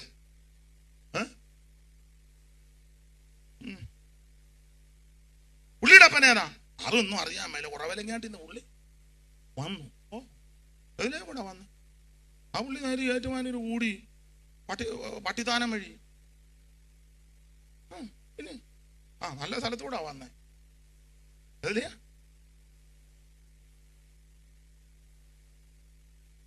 പിന്നെ പുള്ളി നേരെ അതിലെ തിരുവല്ലയിലോട്ട് വന്നു. പുള്ളിക്ക് തിരുവല്ല ഒന്നും അങ്ങനെ വലുതായിട്ട് ബോധിച്ചൊന്നും. പിന്നെ പുള്ളി അതിലെ കൂടെ കാവുംപാവം വഴി നേരെ ഇങ്ങോട്ട് വന്നു. ആ മാനാറ് വള്ളമെല്ലാം കയറി നേരെ തോന്നയ്ക്കാണ് ഞങ്ങളുടെ വീടിന്റെ സൈഡിലാണ് വന്ന് അടുപ്പിച്ച്. ആര് മനസ്സിലിക്കാം പുളി കിടന്ന കട്ടിലിക്കടയാ ഞങ്ങള് മ്യൂസിയത്തിലോട്ട് എന്തല്ല ഇനി ഒപ്പിച്ച് വെച്ചേക്കാന്നറിയോ. ഫോണിൽ കൂടെ 11 മണി വരെ എടുക്കാൻ പറഞ്ഞിട്ട് ഇപ്പൊ നിർത്താൻ പോവാ. ദൈവത്തിന്റെ മകത്ത് നിർത്തുക. ഹല്ലേലൂയ. ഇവിടുത്തെ സകല കുടുംബത്തിന്റെ ചരിത്രത്തിന് തുടക്കമില്ല ഇല്ലെന്ന് ഒന്ന് തന്നെയാടാ തുടങ്ങുന്നിട്ട് പറഞ്ഞത് ഇന്നിപ്പം മുതലാ തുടങ്ങിയെന്ന് ഇല്ല. എന്നാൽ ആരംഭമുള്ള ഒരേ ഒരു കുടുംബം യേശുക്രിസ്തുവിന്റെ ചരിത്രമാണ്. അത് ലൂക്കോസ് തെളിയിച്ചു. ലൂക്കോസിന്റെ സുവിശേഷത്തിലില്ലയോ അപ്പോൾ യേശുക്രിസ്തു മുതലും പുറകോട്ടം കൊണ്ട് തുടങ്ങി. യേശുക്രിസ്തുവിന്റെ വംശപാരമ്പര്യം കൊണ്ട് തുടങ്ങി. യേശുക്രിസ്തുവിന്റെ താൻ പ്രവൃത്തി ആരംഭിക്കുമ്പോൾ 30 വയസ്സെന്ന് പറഞ്ഞ യേശുക്രിസ്തുവിന്റെ അപ്പനാകുന്ന യോസേപ്പിന്റെ അപ്പനാകുന്ന വായിച്ച മോനെ ലൂക്കോസ് എഴുതു വായി, പെട്ടെന്ന് വായി. വളരെ ശാന്തമായിട്ട് താള് മറിക്കും. പെട്ടെന്ന് വായിക്കുക.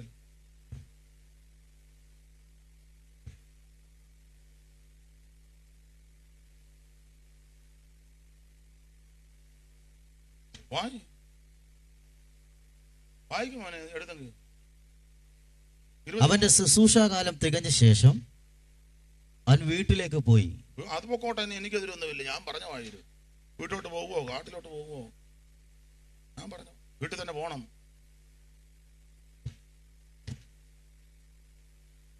മൂന്നിന്റെ 23 വായിരു. യേശു താൻ പ്രവൃത്തി ആരംഭിക്കുമ്പോൾ ഏകദേശം 30 വയസ്സായിരുന്നു. അവൻ ജോസഫിന്റെ മകൻ എന്ന് ജനം വിചാരിച്ചു. അടുത്തത് യോസേഫ് ഹേലിയുടെ മകൻ. ഹേലിയുടെ മകൻ വായിര്, ക്ലിയർ ആയിട്ട് വായിര്. മത്താത്തിന്റെ മകൻ. പിന്നെ മത്താത്ത് ലേവിയുടെ മകൻ. ലേവി മെൽക്കിയുടെ മകൻ. മെൽക്കി യനായുടെ മകൻ. യനായി യോസഫിന്റെ മകൻ. യോസഫ് മത്യാസിന്റെ മകൻ. മത്യാസ് ആമോസിന്റെ മകൻ. ആമോസ് നാഹു. അപ്പൊ ഇങ്ങനെ വായിച്ചു ഒടുവിലേക്ക് വരുമ്പോൾ ഇശായി, ഓബേദ്, അങ്ങനെ പുറകോട്ട് വരുന്നില്ലയോ? ഇശായി ഓബേദിന്റെ മകൻ. ബോവസിന്റെ മകൻ. സൽമോന്റെ മകൻ. സൽമോൻ നഗശോന്റെ മകൻ. നഗശോൻ അമീനാദാബിന്റെ മകൻ. അമീനാദാബ് അരാമിന്റെ മകൻ. അരാം കെസ്രോന്റെ മകൻ. കെസ്രോൻ പേരസിന്റെ മകൻ. പേരസ് യഹൂദയുടെ മകൻ. യഹൂദ യാക്കോബിന്റെ മകൻ. യാക്കോബ് ഇസഹാക്കിന്റെ മകൻ. ഇസഹാക്ക് അബ്രഹാമിന്റെ മകൻ. അബ്രഹാം തേരകിന്റെ മകൻ. തേരകൻ നാഗോറിന്റെ മകൻ. നാഗോര് സെരൂഗിന്റെ മകൻ. രയൂവിന്റെ മകൻ. രയൂവ് പാലേഹിന്റെ മകൻ. പേലകിന്റെ മകൻ. പേലഗ് ഏബേരിന്റെ മകൻ. ഏബേര് സലാമിന്റെ മകൻ. സലാം കയ്യന്റെ മകൻ. കയ്യനാൽ അഫക്സാദിന്റെ എങ്ങനെയും ഒപ്പിക്ക് സമയം പോകുന്നു. അർഫക്സാദ് ശേമിന്റെ മകൻ. ആണോ ഇത് ആദ്യമായിട്ട് വായിക്കുന്നത്? അവിടെ ഇങ്ങനെയും വായിച്ചല്ലോ, വലിയ കാര്യം. അടുത്ത വായിര്. നോഹ ലാമേക്കിന്റെ മകൻ. ലാമേക്കിന്റെ മകൻ. മെതുശലയുടെ മകൻ. മെതുശല ഹാനോക്കിന്റെ മകൻ. ഹാനോക്കിന്റെ മകൻ. ഹാനോക്ക് മലല്യായുടെ മകൻ. ഹാനോക്ക് മഗല്ലേൽ. പിന്നെ മകൻ മഹല്ലേൻ. കയ്യനിന്റെ മകൻ. കയ്യന ഏനോശിന്റെ മകൻ. ഏനോശിന്റെ മകൻ. ശേത്തിന്റെ മകൻ. ഏനോശ് ശേത്തിന്റെ മകൻ. ശേത്ത് വായിക്ക്, വായിക്ക്, ഇങ്ങനെ പിടിച്ച് വായിക്കരുത്. ശേത്ത് ആദാമിന്റെ മകൻ. ഓ, നന്നായിട്ട് വായിക്ക്. ഏനോശ് ശേത്തിന്റെ മകൻ. മൈക്ക് ഇങ്ങനെ പിടിച്ച് വായിക്കാൻ.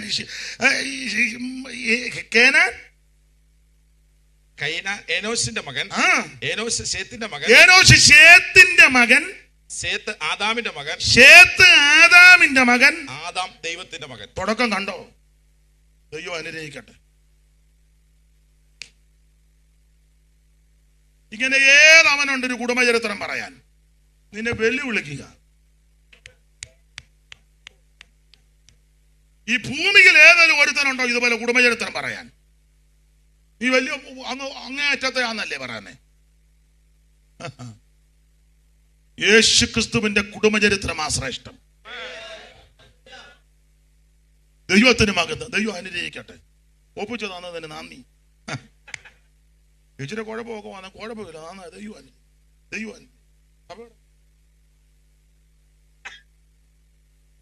ദൈവം അനുഗ്രഹിക്കും.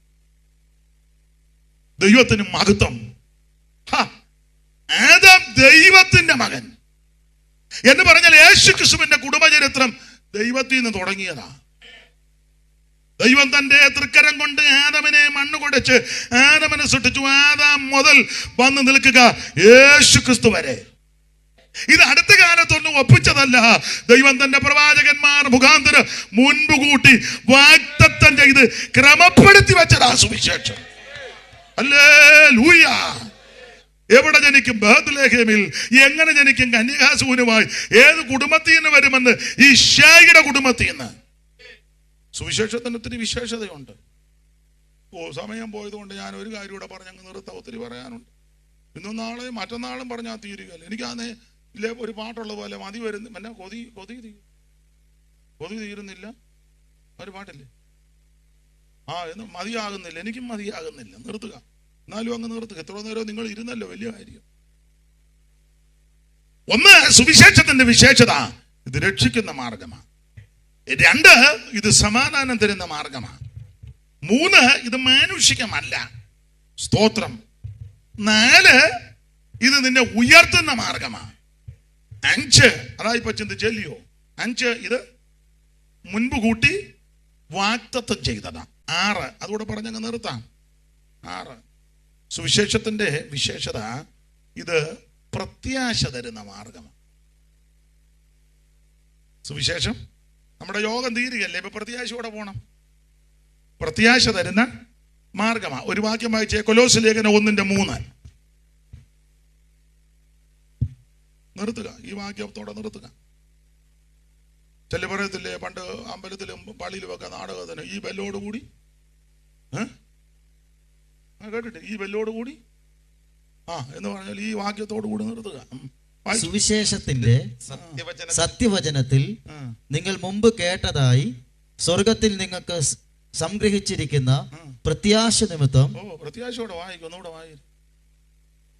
സുവിശേഷത്തിന്റെ സത്യവചനത്തിൽ നിങ്ങൾ മുമ്പ് കേട്ടതായി സ്വർഗത്തിൽ നിങ്ങൾക്ക് സംഗ്രഹിച്ചിരിക്കുന്ന പ്രത്യാശ. അയ്യോ, നമുക്കൊരു പ്രത്യാശയുണ്ട് കേട്ടോ. എന്തുവാ നമ്മുടെ പ്രത്യാശ? നമുക്ക് പ്രത്യാശ എന്താ? സുവിശേഷത്തിന് പ്രത്യാശയുണ്ട്. അത് ഒത്തിരി പറയാനുണ്ട്. ഒത്തിരി ഉണ്ട് പ്രത്യാശ. നമ്മുടെ മൺമറഞ്ഞതെല്ലാം പ്രത്യാശയോടാ പോയത്. നമ്മൾ പാടുകയല്ലേ, പ്രത്യാശയോടി വിടം വിട്ടക്കരെ നടത്തിയ എത്രയോ പരിചൂതന്മാർ നിൽക്കുന്നു. പ്രത്യാശയോടി വിടം വിട്ടക്കരെ നടത്തിയ എത്രയോ പരിചൂതന്മാർ എന്നോ നിമേകെ വന്നിടും വിശ്രാമനാട്ടിടുവാനുണ്ടോ ഇനി കാലദൈർഘ്യം? എത്ര നാൾ ഞാൻ ഓടണം ചൊല്ലിടുക ആത്മാവേ എൻ ആശ്വാസത്തിൽ. ഓ ഉണ്ടോ ഇനി കാലദൈർഘ്യം? എത്ര നാൾ ഞാൻ ഓടണം ചൊല്ലിടുക.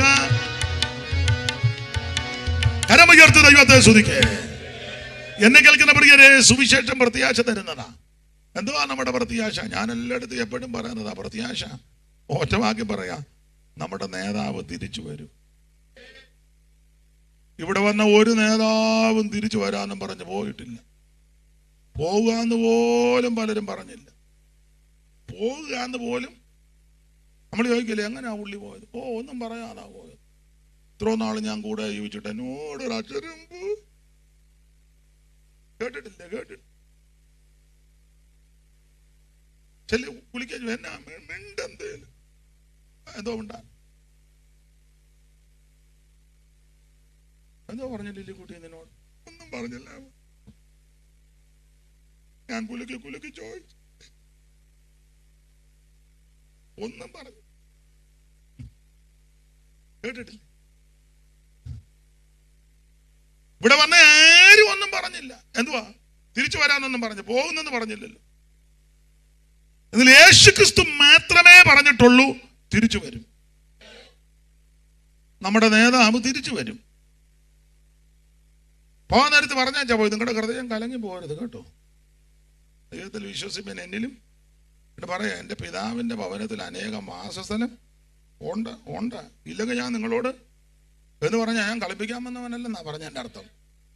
സ്തോത്രം. ഇല്ലെങ്കിൽ ഞാൻ പറയും, ഞാൻ നിങ്ങൾക്ക് സ്ഥലം ഒരുക്കാൻ അങ്ങോട്ട് പോകുക, സ്ഥലം ഒരുക്കാൻ. എന്നിട്ട് പറയാം, സ്ഥലം ഒരുക്കുക ഞാൻ അവിടെ തന്നെ കുത്തിയിരിക്കുകയല്ല, സ്ഥലം ഒരുക്കി ഞാൻ തിരിച്ചു വരും. പിന്നെ ഞാൻ അങ്ങോട്ട് പോകുക. ഞാനെപ്പോഴും പറയും, പോകുന്നത് ഒരു പോകുകയല്ലെന്ന്. ഞാൻ അങ്ങോട്ട് പോയിട്ട് തിരിച്ചു വരും. തിരിച്ചു വന്നത് നിങ്ങളെ എല്ലാം ഹായ് എന്ന് പറഞ്ഞേച്ച് പോകുകയല്ല. തിരിച്ചു വന്ന് നിങ്ങളെ എൻ്റെ അടുക്കലോണ്ട് അങ്ങോട്ട് കൊണ്ടുപോകും. കൊണ്ടുപോയി അവിടെ ചെന്ന് എതിലേലും പോടാന്നാണോ പറയുന്നത്? എൻ്റെ കൂടെ ഇരുത്തും. പൗലോസ് അത് ഉറപ്പിച്ചു. ഇങ്ങനെ നാം എപ്പോഴും കർത്താവിനോട് കൂടെ ഇരിക്കുക. പിന്നെ ഇങ്ങനെ ഏത് നേതാവാ പറഞ്ഞേ? അതായത് പ്രത്യാശ. യേശു തിരിച്ചു വരും. ദൈവത്തിന് മഹത്വം. മാത്രമാണോ? അയ്യോ, നമുക്ക് പ്രത്യാശ ഒത്തിരി ഉണ്ട്. നമുക്ക് ഒരു നഗരം ഒരുക്കുന്നുണ്ട്. എബ്രായലേഖനം 11:16 വായിച്ചു. അത് പറയാതിരിക്കാനൊക്കെ വായി.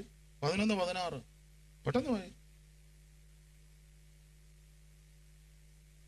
അവരോ അധികം നല്ലതിനെ സ്വർഗീയമായതിനെ തന്നെ കാംക്ഷിച്ചിരുന്നു. അടുത്തത്, ആകയാൽ ദൈവം അവരുടെ ദൈവം എന്ന് വിളിക്കപ്പെടുവാൻ ലജ്ജിക്കുന്നില്ല. അവൻ അവർക്കായി ഒരു നഗരം ഒരുക്കിയിരിക്കുന്നല്ലോ. ഒരു നഗരം, നമ്മുടെ പ്രത്യാശ വലുതാ. നമുക്കൊരു നഗരം ഒരുക്കിയിട്ടുണ്ട്. നമ്മൾ ഇടയ്ക്കിടയ്ക്ക് പാടുകല്ലേ, പാവനമ്മ പട്ടണത്തിൽ നിൽക്കുക. ആര് കടന്നു വിടും? അത് തന്നെ ഞാനും ചോദിക്കുന്നത്. ഒരു അശുദ്ധനും അത് കിടക്കത്തില്ല. തണ്ടുവച്ച പടകം പ്രതാപമുള്ള കപ്പലും ഒന്നും അങ്ങ് ചെല്ലത്തില്ല. പിന്നെ ആര് ചെല്ലും? യേശു ക്രിസ്തുവിനെ രക്ഷിതാവായി സ്വീകരിച്ച് വെള്ളത്തിൽ മുങ്ങി പിതാവിന്റെയും പുത്രന്റെയും പരിശുദ്ധാത്മാവിന്റെ നാമത്തിൽ സ്നാനപ്പെട്ട് അഭിഷേകം പ്രാപിച്ച് തിരുമേശയെടുത്ത് വേർപാട് പാലിച്ച് കൂട്ടായ്മ ആചരിച്ച് പ്രാർത്ഥന കഴിച്ച് അവൻ പാപത്തോടും ലോകത്തോടും ജഡത്തോടും ജയിച്ച് ജയജീവനം നയിച്ച് അവൻ കർത്താവിന്റെ വരവനായി നോക്കി പാർക്കുന്ന വിശുദ്ധന്മാർ അതിൽ പ്രവേശിക്കും. ഇതാണ് നമ്മുടെ പ്രത്യാശ. നമുക്കൊരു നഗരം ഒരുക്കുന്നുണ്ട്. എന്തോ പ്രത്യാശ. അതിന്റെ അടിസ്ഥാനത്തിന്റെ പണി തന്നെയാ. ഏതെല്ലാം രത്നങ്ങൾ കൊണ്ടാ വെളിപ്പാട് പുസ്തകം വായിപ്പിക്കുന്നില്ല. അയ്യോ, ദൈവത്തിന് മഹത്വം. വൈഡൂര്യോ മാണിക്കോ നഖവർണിയും പുഷ്യരാഗോ ഗോമേതകോ പൽമരാഗോ സുഗന്ധിരക്കുന്നുമുള്ള ആ പട്ടണത്തിന്റെ അടിസ്ഥാനം എത്ര ഗോപുരങ്ങൾ, എത്ര വാതിലുകൾ, 12 വാതിലുകളും ഗോപുരങ്ങളും, അതൊക്കെ വീതി സ്വച്ഛ സ്ഫടിക തങ്ക തുല്യമായ ആ തെരുക്കളും. എന്തുവാ ഇതൊക്കെ നമ്മുടെ പ്രത്യാശ. ജീവജല നദി, 2 വശവും വൃക്ഷങ്ങൾ, ഓരോന്നും ഫലം കൊടുക്കുക. അതത് മാസം ഓരോ ഫലം കൊടുക്കുക. ദൈവത്തിന് മഹത്വം. ഒരു പ്രത്യാശയില്ല. ഇപ്പൊ നിങ്ങൾ ചെല്ലു പറയാ, ചുമ്മാ പാസ്റ്ററെ മനുഷ്യനെ കളിപ്പിക്കാതെന്ന്. ഇതിന്റെ തള്ള ഇത് കളിപ്പിക്കൊന്നുമല്ല, നമ്മുടെ പ്രത്യാശയാ. ഈ പ്രത്യാശ ഇന്ന് രാത്രി എല്ലാവരെയും ഭരിക്കട്ടെ. സുവിശേഷം പ്രത്യാശ തരുന്നതാ. പ്രത്യാശയോടെ വേണം തിരിച്ചു പോകാൻ, പ്രത്യാശയോടെ വേണം ജീവിക്കാൻ. ഇത് ജീവനുള്ള പ്രത്യാശയാ, ഇത് പൂർണ്ണ പ്രത്യാശയാ, ഇത് അവന് സ്തോത്രം അടിഞ്ഞു പോകാത്ത പ്രത്യാശയാ, ഇത് സ്തോത്രം സ്തോത്രം സ്തോത്രം സ്തോത്രം വളരെ ഭാഗ്യകരമായ പ്രത്യാശയാ. ഈ പ്രത്യാശയോടെ വേണം ഇന്ന് രാത്രി തിരിച്ചു പോകാൻ. യേശു വരും, തിരുസഭയെ ചേർക്കും, നാം കർത്താവിന്റെ കൂടെ യുഗായുഗം വസിക്കും. പ്രത്യാശയുള്ളവർ ദൈവത്തിന് മഹത്വം കൊടുക്കുക. ആ പഴയ പാട്ടിന്റെ 2 ചരണം കൈയടിച്ച് പാടി അങ്ങ് നിർത്താം. ഇന്ന് യോഗം നിർത്തുക. ബാക്കി ഒന്നും പറയുന്നില്ല. ഇത് മതി, ഗുണമാകാനാണ് ഇതൊക്കെ മതി. നന്നായിട്ട് വരാനും നല്ല രീതിയിൽ പോകാനുമാണ് ഇത് തന്നെ അധികമാണ്. ഇന്നലെ ഇന്നും ഇതല്ലേ പറഞ്ഞേ, നല്ലതാ. ദൈവം ഇതിനനുസരിച്ച് അങ്ങ് ജീവിച്ചു, അങ്ങ് ചെല്ലാം. അല്പസമയം ദൈവത്തെ മഹത്വപ്പെടുത്ത പഴയ പാട്ടിന്റെ 2 ചരണം സ്റ്റേജിൽ ഇരിക്കുന്നവർക്കൊന്ന് എഴുന്നേക്കാം. നിങ്ങൾ ഇരുന്നാൽ മതി. നിങ്ങൾ എഴുന്നേക്കാൻ പറഞ്ഞാൽ എല്ലാം ഇറങ്ങി അങ്ങ് പോകും. അപ്പൊ പിന്നെ ഇരുന്നുകൊണ്ട് കൈയടിച്ചാൽ മതി. പിന്നെ അഥവാ പോകുന്നവരെ എനിക്കൊന്ന് കാണുകയും ചെയ്യാം. അത്യാവശ്യക്കാർക്ക് വേണേൽ പോകാം. പോകുമ്പോൾ എനിക്കൊന്ന് കാണാമല്ലോ ആരാ പോകുന്നു. നിങ്ങൾ ഇരുന്ന് പാടിയാൽ മതി. ഇവര് എഴുന്നേറ്റ് നിൽക്കട്ടെ. പഴയ പാട്ടിന്റെ 2 ചരണങ്ങൾ കൈയടിച്ചൊന്ന് പാടി ദൈവത്തെ മഹത്വപ്പെടുത്താം. മുത്തുമയമായി വിളങ്ങും പട്ടണമനത് പുത്തനറുജലപുരന്തത്ര ശോഭിത. മുത്തുമയമായി വിളങ്ങും പട്ടണമനത് പുത്തനറുജലപുരന്തത്ര ശോഭിത. വീതി സ്വച്ഛ സ്ഫടിക തുല്യ തങ്ക നിർമ്മിത. ആ പട്ടണം അതിന്റെ ഭംഗി വന്യമല്ലോ, ഭംഗി വന്യമല്ലോ. ആമേ വീതി സ്വച്ഛ സ്ഫടിക തുല്യ തങ്ക നിർമ്മിത. ആ പട്ടണം അതിന്റെ ഭംഗി വന്യമല്ലോ, ഓ ഭംഗി വന്യമല്ലയോ. ഓ പാവനമ പട്ടണത്തിൽ ആരുകടന്നീ, ഓ പാപമറ്റ ജീവിതം നയിച്ചവരല്ലോ. ആമേ പാവനമ ജീവിതം നയിച്ചവരല്ലോ. നീതിയായി നടന്നു പേർ പറഞ്ഞു മഞ്ഞിൽ പാതിവൃത്യമുള്ള മണവാട്ടി മാത്രമേ, മണവാട്ടി മാത്രമേ. ആമേ നീതിയായി നടന്നു പേർ പറഞ്ഞു പാതിവൃത്യമുള്ള മണവാട്ടി മാത്രമേ. ആമേൻ അല്പകാലം മാത്രം ഈ ഭൂമിയിലെ വാസപുരമാണ് എന്റെ നിത്യമാം വീട്, എന്റെ നിത്യമാം വീട്. ആമേൻ അല്പകാലം മാത്രം ഈ ഭൂമിയിലെ വാസപുരമാണ് എന്റെ നിത്യമാം വീട്, എന്റെ നിത്യമാം വീട്. കരമുയർത്തി ഹല്ലേലൂയ പാടാം, ഒരിക്കൽ കൂടി ഹല്ലേലൂയ പാടാം. ഇതുവരെയും എന്നെ കേട്ടിരുന്ന എല്ലാ മാതാക്കൾക്കും പിതാക്കന്മാർക്കും കുഞ്ഞുങ്ങൾക്കും സഹോദരി സഹോദരന്മാർക്കും വളരെ നന്ദി. ദൈവം നിങ്ങളെ എല്ലാം അനുഗ്രഹിക്കട്ടെ. 1 മിനിറ്റ് എഴുന്നേറ്റ് നിൽക്കാമോ? ആയികന്റെ സിപ്പൊക്കെ പിന്നീട് ഇതുകൂടെ ഒന്ന് കഴിഞ്ഞാഴ്ച 1 മിനിറ്റ് ഒറ്റ മിനിറ്റ്. എല്ലാവരും ആവതുള്ളവര് ആ കരങ്ങളൊന്ന് വീശി ദൈവത്തെ മഹത്വപ്പെടുത്തിയ എന്നോ കാണാം ഇനി എന്നോ കാണാ എന്റെ രക്ഷ. കരങ്ങൾ വീശി എന്നോ കാണാം, ഓ എന്നോ കാണാം ഇനി എന്നോ. കരങ്ങൾ വീശി ഒക്കെ 2 കരവും വീശി എന്നോ കാണാം ഇനി എന്നോ കാണാം എന്റെ രക്ഷ നായകനെ. ജനമേ, യഹോവ നിങ്ങളെ അനുഗ്രഹിച്ച് കാക്കുമാറാകട്ടെ. യഹോവ തിരുമുഖം നിങ്ങളുടെ മേൽ പ്രകാശിപ്പിച്ച് നിങ്ങളോട് കൃപയുള്ളവനാകട്ടെ. യഹോവ തിരുമുഖം നിങ്ങളുടെ മേൽ ഉയർത്തി നിങ്ങൾക്ക് സമാധാനം നൽകുമാറാകട്ടെ. കരമുയർത്തി ഹല്ലേലൂയ പാടാം. എല്ലാവർക്കും ഇരിക്കാം.